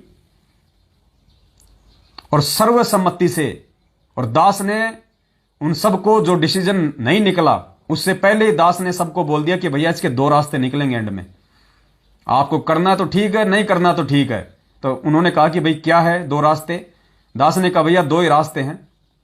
सबसे पहला रास्ता तो यह है कि मैं इन पैसों के लिए जिम्मेदार नहीं हूं। मेरा और ओमपाल के बीच का क्या लेन देन है वो ओमपाल का और मेरा विषय है। ओमपाल ने मुझे जो मदद जो की थी जयपुर से मेरठ शिफ्ट करने की, तो ओमपाल ने कहा था कि जब गुरुजी आ जाएंगे उसके बाद तुझे पैसा देना है। इससे पहले मैं तेरे से 1 रुपया नहीं लूंगा। तो ओमपाल के वायदे अनुसार ओमपाल मेरे से कोई पैसा लेने का अधिकारी नहीं है जब तक गुरुजी जेल से ना आ जाए। और जो रणजीत ने जो मदद की है वो रणजीत को भी अच्छे से पता है कि रणजीत के सामने मैंने 4 लाख रुपया ओमपाल को दिया है और उसकी जमीन की रजिस्ट्री के लिए मंगवाया था। तुम दोनों की आपस में बैठ के बातचीत करवाई थी। ओमपाल से मेरी कोई रिश्तेदारी नहीं थी और ना मेरी कोई तेरे से रिश्तेदारी है। भगत भाई होने के नाते जो है वो तूने हेल्प की और भगत भाई होने के नाते मैंने उसकी ओमपाल की जो है वो हेल्प करवाई। इसमें मेरा क्या दोष हो गया भाई? लेकिन फिर भी यहां पे क्योंकि ये काल का लोक है, परमात्मा कहते हैं हरिजन तो हारा भला। आज दास जबरदस्ती कि इस परमेश्वर के मार्ग में ये गंदे लोग अपनी और गंदगी ना फैलाएं, अपने और ज्यादा कर्म ये ना बिगाड़ें, उस परमेश्वर के दोषी ना बने, अकाल मौत मरने का जो कारण है वो ये लोग ना बने। इसलिए दास ने वहां पे निर्दोष होते हुए दास ने झुकना ही उचित समझा और दास ने कहा कि भाई केवल 2 ही हैं इसके तरीके। उन्होंने कहा कि भगत जी क्या तरीके? दास ने कहा कि पहला तरीका तो यह है कि इस दास के पास में कोई 1 रुपया भी नहीं है। दास अपना मकान किराया भी भगत भाई बहनों से ले लेके भर रहा है, क्योंकि 24 घंटे यदि मैं परमेश्वर की सेवा में रहूंगा तो सबको पता है मैं काम कर पाऊंगा या फिर मैं क्या कर पाऊंगा। आप रह के देख लो एक बार, 2 महीने कोई भी 24 घंटे वो भूमिका निभा लो जो ये दास निभा रहा है। आपके घर पे पीछे से अगर 40,000 का अगर वो खर्चा ना आ जाए तो मुझे कह देना। तो भाई मेरे पास कुछ है नहीं, थोड़ा बहुत मैं मेरा काम धंधा करता हूं, उसमें मेरा काम हो नहीं रहा। तो पहली बात तो यह कि मेरे पास इसको देने के लिए कोई चवन्नी नहीं है। ये चाहे कोई मुकदमा करे, चाहे ये जो मर्जी करे, इसको छूट है।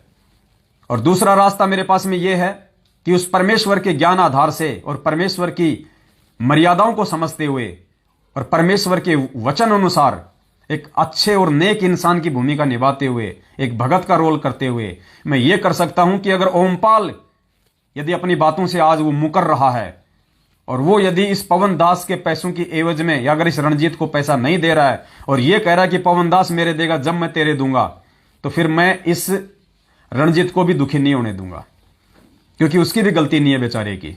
उसने भी मेरे ऊपर विश्वास करके ओमपाल की मदद की और मैंने ओमपाल पे विश्वास करके उससे मदद ली। तो इसमें मैं रणजीत का भी मैं कोई दोष नहीं दूंगा। तो मैंने कहा इस कारण कि ये आत्मा भी दुखी ना हो, मैं ये कर सकता हूं, चाहे मेरे को कहीं से भी कोई एडजस्टमेंट करना पड़े, हर महीने 10-10 हजार रुपए मैं इसके खाते में डालता रहूंगा। तो जो दूसरा ऑप्शन था ये सबको पसंद आया। रणजीत ने भी अपनी सर्वसम्मति से वो वीडियो दास ने डाल दिया है यूट्यूब पे। दास वीडियो तो नहीं डालना चाह रहा था क्योंकि दास ये फालतू की जो नौटंकी है इनमें दास ज्यादा भागीदार नहीं होता, लेकिन कुछ काल प्रेरित लोगों को जो है वो मजा नहीं आ रहा था। वो चाहते हैं कि कोई न कोई टॉपिक, कोई न कोई बहाना उनको मिले जिससे कि हम पवन दास को हम बदनाम करें। वो वीडियो भेजो, वो वीडियो भेजो। तो दास ने सोचा भाई लो इनको भी कर देते हैं खुश। दास ने उस वीडियो को कल फेसबुक पे, यूट्यूब पे वायरल कर दिया, जैसे हमारा एग्रीमेंट हुआ था। वही बातें जो मैं आपको बता रहा हूं। अब ये वीडियो हासिल करके उनको कौन सी खुशी मिल जाएगी राम जाने। तो दास ने कहा कि हर महीने 10-10 हजार रुपये मैं इसको दे सकता हूं अगर ये लेना चाहे तो उसने अपनी हां भर दी। वीडियो बन चुका है, सर्वसम्मति से हुआ है। कल को अगर ये अपनी बात से यदि पलटी खाता है तो कोर्ट में सबसे बड़ा एविडेंस वो वीडियो, सबसे बड़ा एविडेंस। अब ये अपनी बातों से नहीं खा सकते पलटी। पुण्यात्मा उसके बाद भी आए दिन देखो किस प्रकार के ये लोग ये घटिया पोस्टर बना बना के डाल रहे हैं। वही रणजीत जो वहां कह रहा है कि मैं आज के बाद में इस मैटर पे किसी से कोई बात नहीं करूंगा, खुद उन दुष्टों के साथ में कॉल रिकॉर्डिंग कर रहा है, उन ऑडियो को वायरल कर रहा है। पुण्यात्माओं ये भगत हैं। इसलिए परमात्मा ने कहा था कि बेवजह यदि कोई मेरे भगत को दुखी करेगा, चाहे सामने वाला भी भगत ही क्यों ना हो, उसका बक्कल उतरेगा। तो पुण्यात्माओं ये जितने भी लोग हैं ये लोग अकाल मौत मरने का अपना सफर तय कर रहे हैं, अकाल मौत मरने का। इसलिए दास निवेदन कर रहा कि ऐसे दुष्ट प्राणियों से जिनके अंदर एडी से चोटी तक काल भगवान बैठा हुआ है, दुष्टता ही उनके अंदर दुष्टता है, और ऐसे लोगों के लिए परमात्मा ने कहा था कि संगत माही कुसंगत उपजय, और जैसे बण में बांस आप पे घिस घिस आग लगा ले करे औरा का भी नाश। ऐसे लोगों से आप अपने संपर्क तोड़ दो। और परमेश्वर की दया देखो पुण्यात्माओं, कुछ ही समय बाद में दास के संपर्क में एक भाई आ गया। थोड़ी थोड़ी बातें मेरी उससे हो रही थी पहले। जैसे ये एग्रीमेंट हुआ उसके आधे घंटे बाद में एक परमेश्वर ने अपनी आत्मा को सामने लाके खड़ा कर दिया और कहा, भगत जी निश्चिंत हो जाओ, आपकी जिम्मेदारी नहीं है, हर महीने की 1 तारीख को मैं इसके खाते में पैसा डालूंगा जब तक इसका 4 लाख पूरा नहीं हो जाएगा। उस भाई ने उठ लिया कि भगत जी ये 4 लाख रुपए की जिम्मेदारी मेरी है, आप अपनी सेवाओं पे ध्यान दो। जो भगवान ने आपको निमित्त बना के रखा हुआ है, परमेश्वर ने आपको जो सात संगतियों के लिए निमित्त बनाया, आप वो सेवा करो भगत जी। मैं वो सेवा नहीं कर पा रहा तो इससे बड़ा और मौका मुझे क्या मिलेगा उस भगवान की तरफ से कि आपको टेंशन फ्री रखने के लिए, ताकि ये परमेश्वर का मार्ग आगे बढ़े, ये सच्चाई, ये गुरु भगवान के जो ये सत्संग है, जो ये सार हैं, ये ज्ञान है, ये और आत्मा तक आगे से आगे जाए। आप भगत जी निर्विघ्न रूप से आप सात संगतियां करो, आप ये काम करो। आपकी जो हर महीने की जो ये 10-10 हजार रुपए की टेंशन है भगत जी, ये मेरे ऊपर छोड़ दो। और पुण्यात्मा उस भाई ने 4 लाख रुपए की जिम्मेदारी अपने ऊपर ले ली उसी समय। तो बताओ परमात्मा मेरे साथ है या नहीं है? तो मैं क्यों ना सेवा करूं, मैं क्यों ना अपने गुरु भगवान के चरणों का धो धो के ये अमृत पान करूं, जब मुझे पता है कि परमात्मा आगे से आगे मेरे साथ रहता है। इन्होंने तो मुझे डराने की, तोड़ने की पूरी कोशिश की कि कहां से लाएगा ये 10,000 रुपए हर महीने, इसका खुद का घर नहीं चल रहा, ये रणजीत के 10,000 रुपए कहां से देगा। इनको बड़ी खुशी हुई ये एग्रीमेंट सुनते ही कि अब आ गया ऊंट पहाड़ के नीचे, अब फंसेगा ये पवनदास, अब देखते हैं कहां कहां सात संगतियों में जाएगा, अब देखते हैं ये कमाने में लगा रहेगा या सात संगतियों में लगा रहेगा। इनको ये नहीं पता कि तुम जिसकी प्रेरणा से ये बकवाद कर रहे हो, काल की प्रेरणा से, उस काल का बाप सतगुरु रामपाल जी भगवान, पीछे 2 फोटोएं देख रहे हो, सदा दास के साथ रहता है, सदा 24 घंटे। इसलिए मुझे अपने परमेश्वर पे भरोसा है। तो पुण्यात्माओं, कोई भी मनवश प्राणी अगर कोई ट्रस्ट बना रहा है गुरुदेव की आड़ में, गुरुदेव के नाम की आड़ में, और यह कहता है कि हम गुरुजी से मिलेंगे, हम गुरुजी की जमानत करवाएंगे, हम गुरुजी की रिहाई करवाएंगे, पुण्यात्माओं आप लोगों को बहुत बड़ा बेवकूफ बनाया जा रहा है काल भगवान के द्वारा।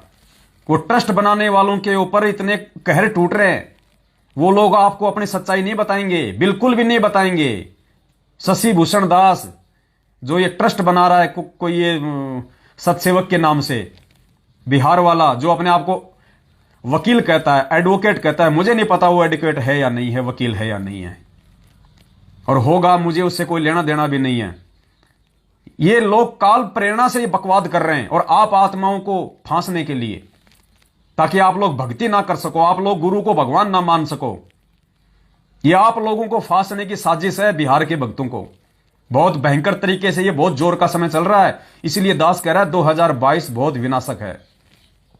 जो अपने गुरु को परमेश्वर के रूप में स्वीकार नहीं करेगा उसका बचाव नहीं होगा। तो पहले उस शशि भूषण दास जी को देख लीजिएगा आप, वो शशि भूषण दास जिसकी भक्तमती पिछले 1 साल से दिल्ली हॉस्पिटल में एडमिट है, 1 साल हो गई उसको, ब्रेन हेमरेज है, ब्रेन हेमरेज, कोमा में है 1 साल से दिल्ली। अब बताइए क्या उसके ऊपर सतगुरुदेव की मेहर है क्या, रजा है क्या? अरे भगवान के भगत के तो कांटा भी नहीं लग सकता, बीमारी तो बहुत दूर की बात है। वो आदमी क्या कभी सुखी हो सकता है जिसकी बीवी 1 साल से दिल्ली के हॉस्पिटल में एडमिट है, जिसको ब्रेन हेमरेज है? क्या उस व्यक्ति के घर पे उस भगवान की मेहर हो सकती है, दया हो सकती है? कभी नहीं हो सकती जिंदगी में, भले वो अपने आप को भगत कहे। और उसके बावजूद भी और उल्टे काम करने में लगा हुआ है, गुरु को मानुस मानने में लगा हुआ है। गुरु जी की रिहाई करवाएंगे। अरे तुम गुरु जी की रिहाई कराओगे? तुम अपनी भक्तमती की तो रिहाई करवा लो दिल्ली से, तुम अपनी भक्तमती की तो हॉस्पिटल से, उस बीमारी से रिहाई करवा लो। गुरु जी की रिहाई तो बहुत दूर की बात है। पुण्यात्माओं मर जाओगे। दास आगा कर रहा है, चेतावनी दे रहा है। परमात्मा कहते हैं गुरु मानुष कर जानते वो नर कहिए अंधे, और दुखी संसार में आ गए यम के फंद। जो अपने गुरु को मानुष समझेगा, परमात्मा कहते हैं उसके मन में दोष आएगा, और दोष आएगा तो काल का दाव लगेगा। अरे भाई परमात्मा हमें शब्द सुनाते हैं, भाई कर ले वकील, भाई कर ले गुरु वकील मुकदमा भारी है, भाई कर ले गुरु वकील मुकदमा भारी है। अरे आप और हमारा मुकदमा धर्मराज के दरबार में लंबित पड़ा है, और सतगुरुदेव जी हमारे वकील बन के उस मुकदमे को सुलझाने के लिए इस पृथ्वी लोक पे आए हुए हैं। और हम नालायक अपनी नालायकी के चलते मान और बड़ाई के लिए, 4 भक्तों को अपने पीछे लगाने के लिए ट्रस्ट बना बना के उन भक्तों का भी हम सत्यानाश कर रहे हैं। अब जो भगत उस ट्रस्ट का मेंबर बनेगा तो उस ट्रस्ट का मेन मकसद क्या है? गुरुजी को बाहर निकलवाना, गुरुजी की रिहाई करवाना। अब बताओ, जो उस ट्रस्ट का मेंबर जो बन गया, उस भगत ने तो अपने गुरु को मानुस मान लिया, तुम निकलवाओगे गुरुजी को। इस मैनेजमेंट ने पिछले 7 साल से जितना जोर लगाना था इसने उतने लगा लिए। एक याचिका तक ये दायर नहीं करवा पाए गुरुजी की, और तुम गुरुजी को बाहर निकलाओगे जिनकी औकात नहीं है। पुण्यात्माओं बचो, ये ड्रामे करने होते ये दास कर लेता। भले इन्होंने ये ट्रस्ट बना लिया, 20 आदमी उस ट्रस्ट के मेंबर नहीं बन सकते। 20 आदमी, कौन 20 आदमी? अगर जिसको थोड़ा बहुत भी अगर जिसको ज्ञान होगा तो, अगर आध्यात्मिक ज्ञान होगा तो, जो अपने गुरु को भगवान मानता होगा, 20 आदमी उस ट्रस्ट के मेंबर नहीं बन सकते। ये गुरुजी को छुड़वाएंगे। ये ट्रस्ट बनना, ये गुरुजी की रिहाई की नौटंकी करना, पुण्यात्माओं ये सिर्फ और सिर्फ आप लोगों को इस परमेश्वर से दूर करने की साजिश है काल भगवान के द्वारा। दास केवल आपको आगाह करेगा, दास की केवल इतनी सेवा है, बाकी मानना ना मानना ये आप लोगों के ऊपर है। बहुत सारी बातें हैं जो दास आज करना चाहता था, लेकिन समय नहीं है इतना, क्योंकि दास अभी अपने यथास्थान निकल रहा है आज। और पुण्यात्माओं ध्यान रख लेना, हो सकता है दास को आगामी दिनों में जेल जाना पड़ सकता है, क्योंकि दास के ऊपर जो मुकदमा लगा हुआ था, जो कोरोना वैक्सीन को लेके बेवजह वो मुकदमा जो है वो चला हुआ है। दास को नहीं पता था, दास ने सोचा था कि मेरा मुकदमा खारिज हो गया होगा, और दास को बिना जानकारी के उसकी 7 या 8 जो तारीखें हैं वो मिस हो गई थी। तो अभी दास पिछले 6 तारीख को दास 29 तारीख को वहां गया था, मेरी तारीख थी, मेरे संबंध निकले हुए थे। तो दास को जैसे मालूम पड़ा कि मेरे संबंध निकले हुए हैं, दास ने तुरंत वहां पे गया, वकील खड़ा किया एक नया, और दास वहां पे गया। तो दास तो वहां गया था मतलब सरेंडर होने के लिए कि भैया चलो 14 दिन अंदर जाएंगे, उसके बाद में फिर नए तरीके से हम अपनी जमानत करवाएंगे। तो वकील ने कहा कि जी कोई दिक्कत नहीं है, मैं आपको तारीख दिलवा दूंगा, और हो सकता है मामला बाहर की बाहर ही हो जाएगा फिनिश। तो कहा ठीक है भाई। बाकी दास तो अपना बैग लेके गया था, अपना जो सामान सट्टा था अपना उसी हिसाब से गया था कि दास तो सीधा अंदर जा रहा है। तो परमात्मा की दया हुई, दास को परमात्मा ने जोधपुर की सात संगति में भेजना था, इसलिए मेरी 6 तारीख लगी। फिर 6 तारीख को दास गया, तो 6 तारीख के बाद में अब वहां पे 17 तारीख लगी है। अब 17 तारीख को या तो कोई जो है वो सॉल्यूशन कोई निकल जाएगा, अगर कोई सॉल्यूशन नहीं निकला तो दास जानबूझ के दास उनको सरेंडर करेगा, और दास फिर हाई कोर्ट से ही अपनी जमानत करवाएगा। तो हो सकता है इस 17 तारीख को दास जेल भी जा सकता है 14-15 दिन के लिए, उस बेवजह के मुकदमे में जिसका कोई मतलब नहीं है। और हो सकता है दास के जेल जाने के बाद में, जो कि कोई विशेष कोई मैटर नहीं है, कुछ नहीं है, बेफिजूल का है, बेमतलब का है, लेकिन एक प्रोसीजर है। अगर एक बार आपके खिलाफ सम्मन निकल जाते हैं तो फिर आपको जेल आपको जाना पड़ेगा, वरना फिर तारीखों पे तारीखें लेते रहो। तो तारीखों पे तारीखें लेके पुण्यात्मा दास के पास में हराम के पैसे नहीं है कि मैं वकीलों को मैं देता रहूं तारीखों पे तारीखें लेने के लिए। तो इस तारीखों पे तारीखों वाले जो झंझट से इससे बाहर निकलने के लिए दास अपनी सर्वसम्मति से कोर्ट को सरेंडर करेगा, और दास हो सकता है जेल चला जाएगा 14-15 दिन के लिए। उसके बाद में फिर जमानत की प्रोसीजर हो जाती है शुरू। तो वकील दास ने एक नया खड़ा किया है, उसके बाद फिर दास की जमानत की जो प्रोसीजर शुरू हो जाएगी। तो हो सकता है 17 तारीख को दास जेल जाए, और उसके बाद में फिर से ये मनवस लोग, ये काल प्रेरित लोग संगत में ड्रामा खड़ा कर देंगे, और जो कमजोर प्राणी होंगे उनके मन में फिर शंकाएं पैदा हो जाएंगी। पवन दास जेल चला गया, पवन दास जेल, अरे पवन दास कौन सा मर्डर करके जेल चला गया? पवन दास को तो अगर इन विषयों को लेके जो दास ने देश और दुनिया को बचाने के लिए सतगुरुदेव जी के आशीर्वाद से जो कोरोना वैक्सीन के समय जो चरणामृत की बोतल जो दिखाई थी पूरी दुनिया को कि ये है असली मेडिसिन जो पूरी दुनिया को बचाएगी, और दास ने उसी समय बोल दिया था कि इससे बढ़ के दूसरी मेडिसिन पूरी दुनिया में कहीं नहीं होगी। और आज तक देख लो पुण्यात्माओं, कोरोना की कोई वैक्सीन भी कामयाब नहीं है, और अंत में यही चरणामृत, यही मेडिसिन पूरी दुनिया के सामने निकल के सामने आएगी। हमें समय का इंतजार है। दास आज भी अपने दावे पे कायम है। दास को जब कोर्ट में नंबर आएगा बोलने का, दास बिल्कुल खड़ा होके बोलेगा, और बिल्कुल दास जो है जज साहब के सामने बुलंद आवाज में बोलेगा कि ये दास अपने दावे पे कायम है, चाहे फांसी लग जाए। दास हाथ जोड़ के, नहीं साहब मेरे से गलती हो गई, नहीं साहब, ये बच्चों वाले काम नहीं करेगा दास। चाहे 1 साल जेल क्यों ना रहना पड़े, दास अपने में कायम था, कायम है, कायम रहेगा। क्योंकि धरती पे इस चरणामृत के अलावा किसी भी बीमारी का आने वाले समय में भी कोई इलाज नहीं होगा। तो कुछ मंदबुद्धि लोग हो सकता है आपको तोड़ने की कोशिश करें कि देखो साहब जेल चला गया है, उसके ऊपर अगर गुरुजी की दया होती तो वो जेल क्यों जाता। अरे भैया, तो फिर गुरुजी क्यों जेल में बैठे हैं?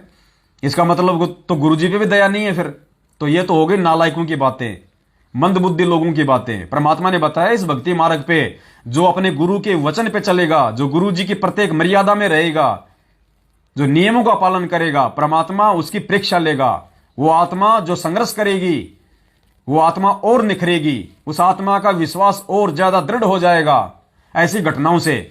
तो दास को तो अगर 1000 बार भी जेल जाना पड़े, अगर ऐसी बातों को लेके, विश्व हित की बातों को लेके, देश और दुनिया को बचाने की बातों को लेके, दास तो 1000 बार वीडियो बनाएगा। आगे भी कोई अगर बीमारी आएगी तो दास तो उसका भी वीडियो बनाएगा और यही चरणामृत दिखाएगा कि यही है वो मेडिसिन जो पूरी दुनिया को बचाएगी।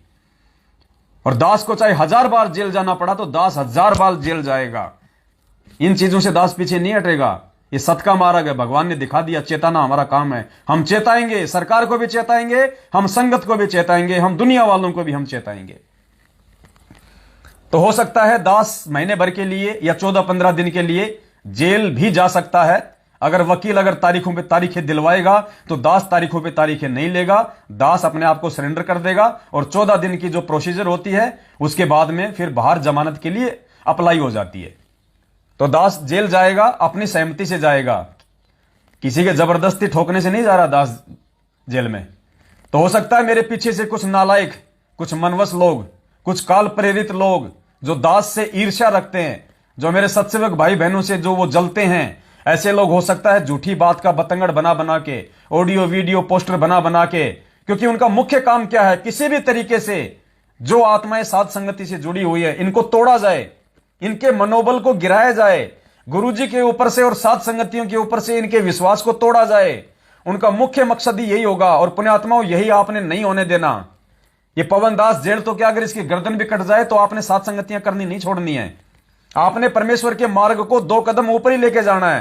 पीछे झुकने का मानस बिल्कुल मत बना लेना और विश्वास रखना परमेश्वर तुम सबके साथ में है, भगवान तुम सबके साथ में है, बस वो परीक्षा लेता अपने बच्चों की। तो ऐसे किसी भी व्यक्ति के झांसे में नहीं आना है। ये दास जेल चला जाए कोई बड़ी बात नहीं है। पीछे से अपने कजोड़ भगत जी हैं, शंका समाधान के 4 नंबर हैं, आप उनके संपर्क में रहिएगा। जहां भी कोई साध संगति होगी आपको उसकी जानकारी देंगे हमारे भाई बंधु, आपको नॉलेज मिलता रहेगा। और अगर वो भी ना हो, कुछ भी ना हो, तो भी पुण्यात्माओं ये ज्ञान आधार सदा अपने पास में रखना और गुरुदेव को सदा अपने शीश पे बैठा हुआ समझना, क्योंकि परीक्षा उसी आत्मा की होगी, संघर्ष भगवान उसी आत्मा से करवाएगा जिसको परमात्मा ने पार करना होगा।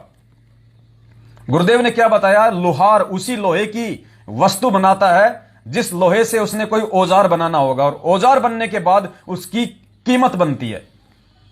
अब 1 किलो लोहा 20-25 रुपए किलो आता है, और अगर 100 ग्राम लोहे का अगर कोई वस्तु अगर बना दे तो लोहार अकेले 100 ग्राम वस्तु का जो उसने औजार बनाया है उसी का 100 रुपए ले लेता है।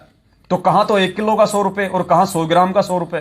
तो परमेश्वर हमें वो चीज बनाना चाहते हैं, परमेश्वर हमें वो भगत बनाना चाहते हैं, परमेश्वर हमें उस लेवल का दास बनाना चाहते हैं जिसके बाद हमारी कीमत बने और हम परमेश्वर के सतलोक में पैर रखने के लायक बने।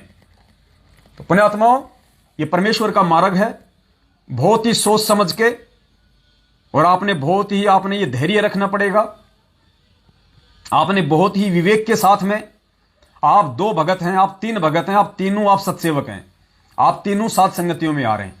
कल को उनमें से एक यदि काल प्रेरित हो जाता है, जो सबसे अच्छा मान रहे थे आप उन तीनों में से, वो सबसे अच्छा यदि कल को किसी वजह से, ज्ञान की कमी से, नासमझी की वजह से, अज्ञानता की वजह से, या अपने कमजोर भक्ति संस्कारों की वजह से किसी दूसरे ने उसके मन में कोई शंका डाल दी, वो भ्रमित हो गया, पुण्यात्माओं उसकी तरफ नहीं देखना है। वो चाहे कितना अच्छा सत्सेवक था, वो चाहे हर साथ संगति में आता था, वो चाहे 5-5 हजार रुपए की सेवा करता था। आपने उसको देख के नहीं चलना। भक्ति मार्ग में अगर चलना है आपने तो गुरुदेव को देख के चलना है और गुरुदेव के तत्व ज्ञान को देख के चलना है। आपने उसकी बातों से आहत नहीं होना, अपने आप को उसकी बातों से आपने कमजोर नहीं बनाना। आपने यह देखना है कि यह गलत कहां है, इसके ऊपर काल का दाव कहां लगा है, वो दाव मेरे ऊपर ना लग जाए। आपने अपने भाइयों के प्रति कोई शंका पैदा नहीं करनी, साथ संगतियों के प्रति कोई शंका पैदा नहीं करनी। पुण्यात्माओं, ये पवनदास और जितने भी मेरे भगत भाई बहन जो साथ संगतियों में मुख्य भूमिका निभा रहे हैं, पुण्यात्माओं, हम ये गर्दन कटवा सकते हैं लेकिन हम एक पैसे का दुरुपयोग नहीं करेंगे। एक पैसे का दुरुपयोग हम कह चुके हैं कि जिस दिन इस परमेश्वर के मार्ग में हमने जानबूझ के एक पैसे का भी दुरुपयोग किया या अपने निजी जीवन में भगत भाई बहनों के उस पैसे का या उस भंडारे के पैसे का अगर 1 रुपये का भी मिसयूज किया, परमात्मा उसी क्षण हमारे सिर में कीड़े डालना। इससे बड़ा प्रूफ और कोई नहीं दे सकता। मैं हनुमान नहीं हूं जो मैं छाती पाड़ के दिखा दूंगा। और उसके बाद भी यदि किसी नालायक को विश्वास नहीं होता है सत्सेवकों पे, तो फिर वो भाड़ में जाए, वो फिर उस परमेश्वर के लायक नहीं है। उसके लिए परमात्मा कहते हैं कि इतनी सच्चाई देखने के बाद भी, इतना सब कुछ जानने के बाद भी, इतनी सत्सेवकों से साध संगति करने के बाद भी अगर उसको विश्वास नहीं बन पा रहा है तो परमेश्वर ने उसको क्या कहा है, वो कौन सी संज्ञा में है, ध्यान से सुन लेना। जब भी कोई गुमराह होता है तो फिर उनके लिए तो गरीबदास जी की वाणी है, ये चातुर पुराणी चोरे हैं, मूड मुग्ध है ठोठे, संतों के नहीं काम के है, इनको दे गल चोट। चातुर प्राणी कौन? ये कानपुरिया जैसे, ये बिहार वालों जैसे, ये राजस्थान वाले जैसे, जो बेवजह अपने स्वार्थ के लिए, अपनी राग द्वेष और ईर्ष्या की पूर्ति के लिए, अपने अंदर जो जहर भरा हुआ है इस पवनदास के प्रति, उसको निकालने के लिए जो फालतू में व्यर्थ के ऑडियो वीडियो पोस्टर बना बना के भगत समाज में शंकाएं पैदा करते हैं, जो अपनी गंदगी फैलाते हैं, वो हैं चातुर प्राणी। और उन चातुर प्राणियों के पीछे लग के, उनकी बातों पे विश्वास करके, जो उनके पीछे लगते हैं, जो सच्चाई को स्वीकार नहीं करते, उनके लिए परमात्मा ने कहा कि वो चातुर प्राणी और उनके पीछे लगे हुए, उन दोनों को तो फिर मरने देना चाहिए उनको। भी कोई गुमराह होता है तो फिर उनके लिए तो गरीबदास जी की वाणी है, ये चातुर पुराणी चोरे हैं, मूड मुग्ध है ठोठे, संतों के नहीं काम के है, इनको दे गल चोट। चतुर प्राणी वो है जो सच्चाई बतावे, मीठी मीठी बात बना के दुनिया ने गुमराह करें, शास्त्र विरुद्ध साधना बतावें, अपनी लतीफेदार कथा और वचन सुना के। और मूड वो है जो सतने आंखों देखकर भी ना माने। फिर कहा कि ये तो उन न जोगे हैं, दोनों कुएं में पड़न जोगे, जो सत मार्ग को सामने भी नहीं देख रहे, देखकर भी नहीं स्वीकार कर रहे हैं। तो वो तो चोर बताए जो शास्त्र विरुद्ध साधना बतावे, वेदों में लिखा कुछ बतावे कुछ, कुरान शरीफ में लिखा कुछ बतावे कुछ, पवित्र बाइबल में लिखा कुछ बताओ। तो परमेश्वर ने वो तो चोर बताए जो सारी सच्चाई से परिचित होने के बावजूद भी अपनी राग द्वेष और ईर्ष्या वाली आग को ठंडा करने के लिए आप जैसी अच्छी आत्माओं को मोहरा बनाते हैं। वो तो चोर हैं, वो चातुर हैं। और मूड वो हैं जो साध संगतियों से जुड़ने के बाद भी, सत्सेवक भाई बहनों को अपनी आंखों से देखने के बाद भी, सारा हिसाब किताब उनकी आंखों के सामने होता है, सारा सब कुछ वो क्लियर होने के बावजूद भी जो उन चातुर प्राणियों के ऊपर ही विश्वास करते हैं, जो उन्हीं की बातों में आ जाते हैं, तो कहते हैं वो चातुर प्राणी चोर है और मूड मुग्ध है ठोठ, संतों के नहीं काम के, इनको दो गड़जोट। उन दोनों को तो आपस में एक दूसरे के बांध देना चाहिए और नालायकों को कुएं में डाल देना चाहिए कि तुम भाड़ में जाओ, कुएं में पड़ो, तुम उस परमेश्वर के लायक नहीं हो, तुम साध संगतियों के लायक नहीं हो। तो पुण्यात्माओं, दास बार बार संदेश नहीं दे पाएगा।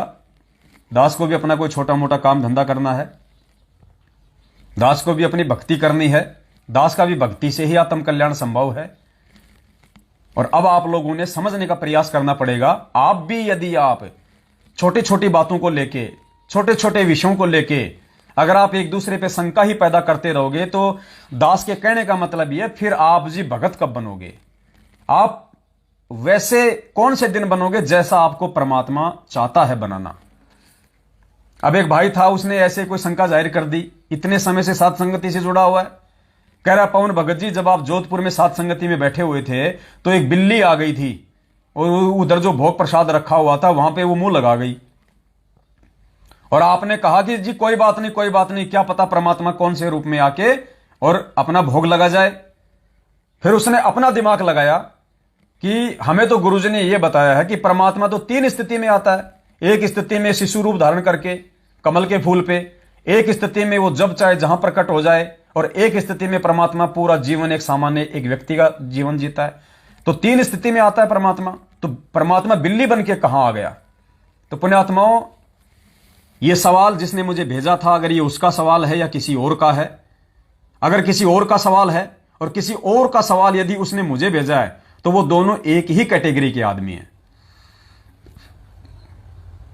क्योंकि जिसने भेजा है वो तो बिल्कुल मूर्ख है, उसको तो बिल्कुल भी परमेश्वर के ज्ञान की ABCD भी नहीं पता है।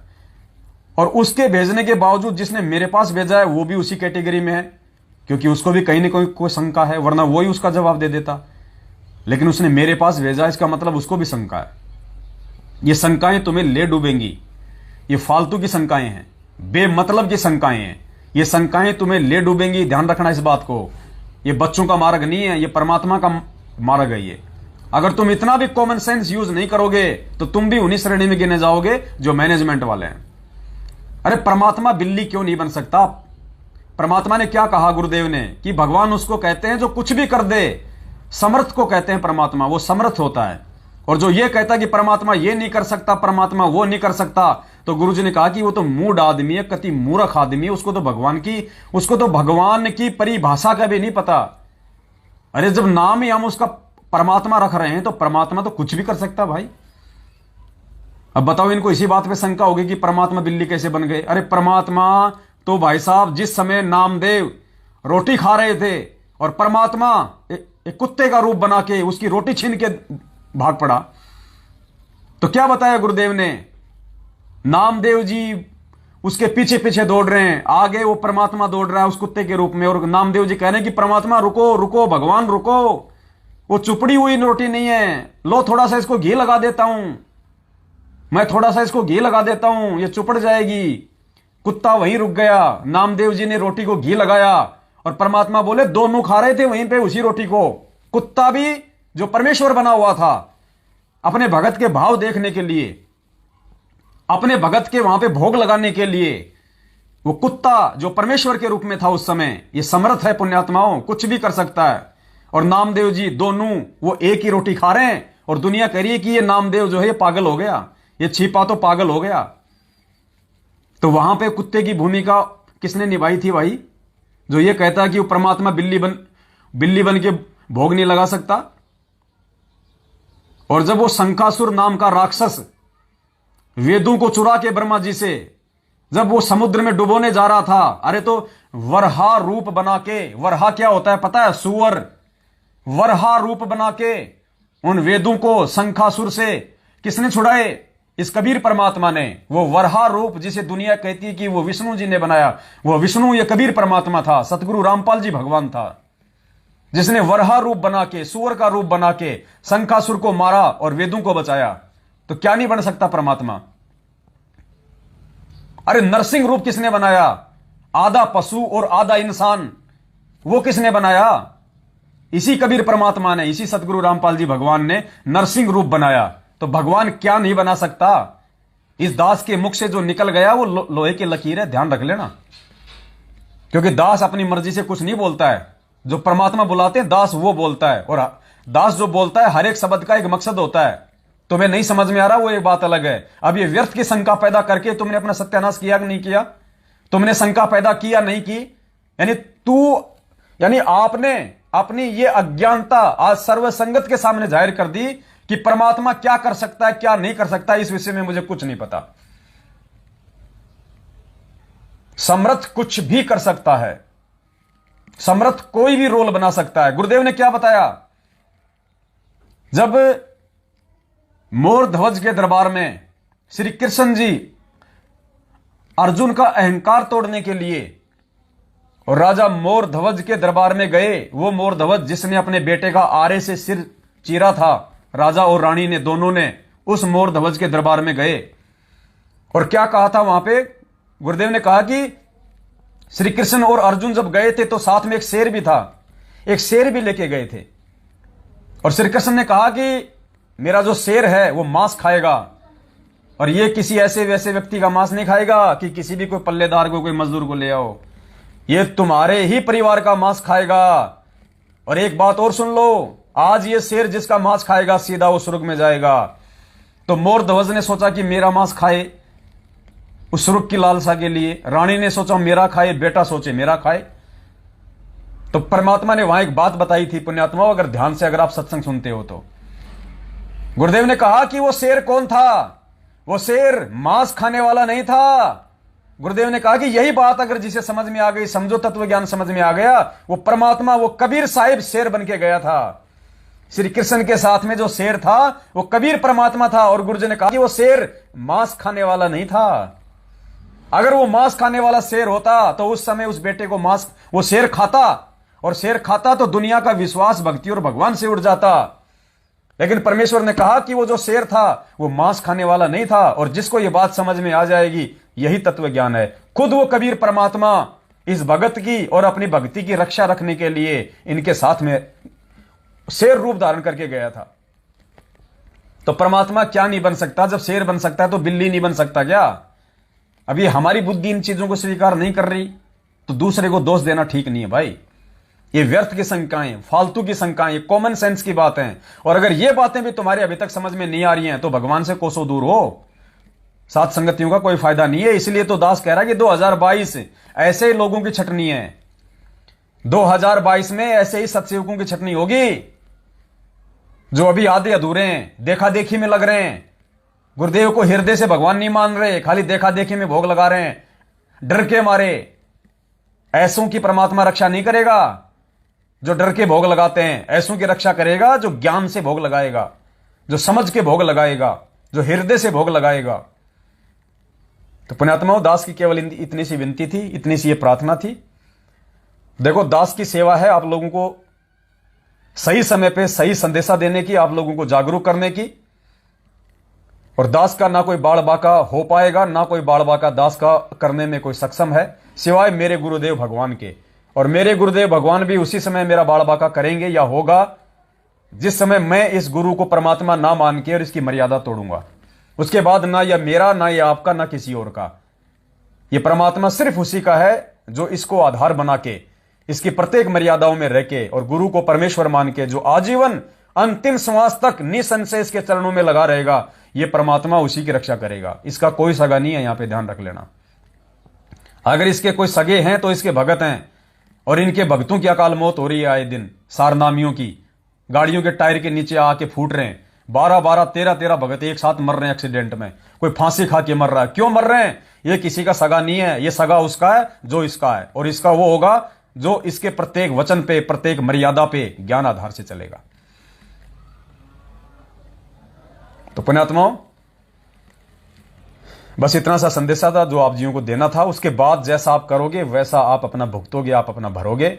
इसमें ना दास का कोई दोष है, ना अन्य किसी भगत भाई बहन का कोई दोष है। अगर भगत बने हो तो भगत ही बनो। अगर परमात्मा ने भगत बनाया है तो परमात्मा को भगत ही बन के दिखाओ। अन्यथा ये ढोंग, ये ड्रामा, ये गले में लॉकेट, हाथ में रक्षा सूत्र बांधने की कोई आवश्यकता नहीं है। जहां तुम्हें जाना है वहां जाओ। कम से कम इस परमात्मा को तो दोषी मत बनाओ। कल को फिर तुम अकाल मौत मरोगे, दुनिया कहेगी रामपाल का चेला मर गया, रामपाल का चेला मर गया। और गुरुजी कहते हैं रामपाल का चेला नहीं, वो तो काल का चेला है। भाई काल का चेला, आपने सत्संग सुना होगा ना परमात्मा का। गुरुजी कहते हैं कि कुछ दुष्ट आत्माएं इस आश्रम में जो भगत का ढोंग करके आती हैं, और यहां उनका काम क्या होता है? चोरियां करना। और ऐसे लोग जब बाहर जाके जब मरते हैं एक्सीडेंट में, तो लोग तो कहेंगे अरे यो रामपाल वाला तो भाई इसके गले में लॉकेट है, रामपाल का ये रक्षा सूत्र बांध रखा, रामपाल की फोटो है इसके गले में, ये तो रामपाल का चेला है। अरे उस भगवान को भी क्यों बदनाम करते हो फिर तुम? तो गुरुदेव ने कहा कि वो रामपाल का नहीं, वो तो काल का चेला था, काल का चेला।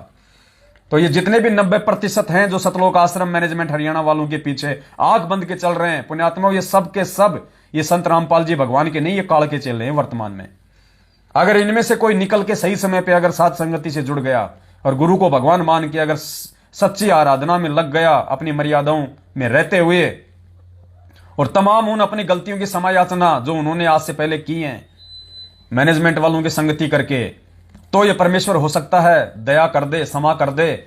अन्यथा गधे के ऊपर सींग नहीं होते ना, ऐसे इस धरती के ऊपर भक्तों का कोई नामो निशान भी था, मालूम नहीं पड़ेगा। ये संदेशा था जो दास ने आप जीव को दे दिया, समय समय पे देता रहूंगा। और बस जो 2-3 बातें आपको जो बताई हैं, किसी भी कोई ट्रस्ट का मेंबर, कोई सदस्य नहीं बनना, गुरु को मानुष साबित करने की कुप्रयास मत करो, अपनी मौत खुद अपने हाथों से मत मरो, अकाल मौत को न्योता मत दो। और किसी भी राग द्वेष और ईर्ष्या से ग्रस्त व्यक्ति के ऑडियो वीडियो पोस्टर ना तो खुद देखोगे इसका मतलब तुम्हारे को शंका है। अगर मेरे प्रति हैं तो तुम्हारे को मेरे ऊपर शंका है, अगर गुरुजी के प्रति हैं तो तुम्हारे को गुरुजी के ऊपर शंका है, तभी तुम उसको खोल के देख रहे हो, अन्यथा देखने का कोई मतलब ही नहीं है। और जिसको इतनी सी भी शंका है, काल उसको भी घेर लेगा। तुरंत उनको डिलीट करो, उस व्यक्ति का नंबर मारो ब्लॉक। फोन आता है तो एक बार तो उसको समझा दो प्यार प्रेम से, मानता तो ठीक है, वरना उसका नंबर भी ब्लैक लिस्ट में डालो। और पुण्यात्माओं, आगे की तरफ बढ़ो। आगे की तरफ जब कोई व्यक्ति पहाड़ पे चढ़ने की सोच लेता है तो नीचे से चूहे और बिच्छू उसको काटने के लिए दौड़ते हैं, उसका रास्ता रोकने के लिए। तो जितने भी ऐसे जो ये काल प्रेरित जो भगत हैं, जो भगत बनने का ढोंग कर रहे हैं, राग द्वेष और ईर्ष्या से भरे हुए हैं, ये चूहे और बिच्छू की स्थिति में है। ये आपके लिए, क्योंकि आपको परमेश्वर ने पहाड़ पे चढ़ाना है, सतलोक लेके जाना है। और ये लोग उस काल के चूहे और बिच्छू बन के आपको काटेंगे, आपको पहाड़ पे चढ़ने से रोकेंगे, ये हर संभव ये प्रयास करेंगे। इसलिए आपने इनकी प्रत्येक चाल को समझना है और गुरुदेव के ज्ञान आधार से आपने दृढ़ता से साथ संगतियों से आपने जुड़े रहना है। चाहे पवनदास बाहर रहे, चाहे पवनदास जेल में रहे, चाहे पवनदास जिंदा रहे, चाहे पवनदास मर जाए, ये भक्ति आपने इस परमेश्वर को देख के करनी है, किसी सत्सेवक को या पवनदास को देख के नहीं करनी।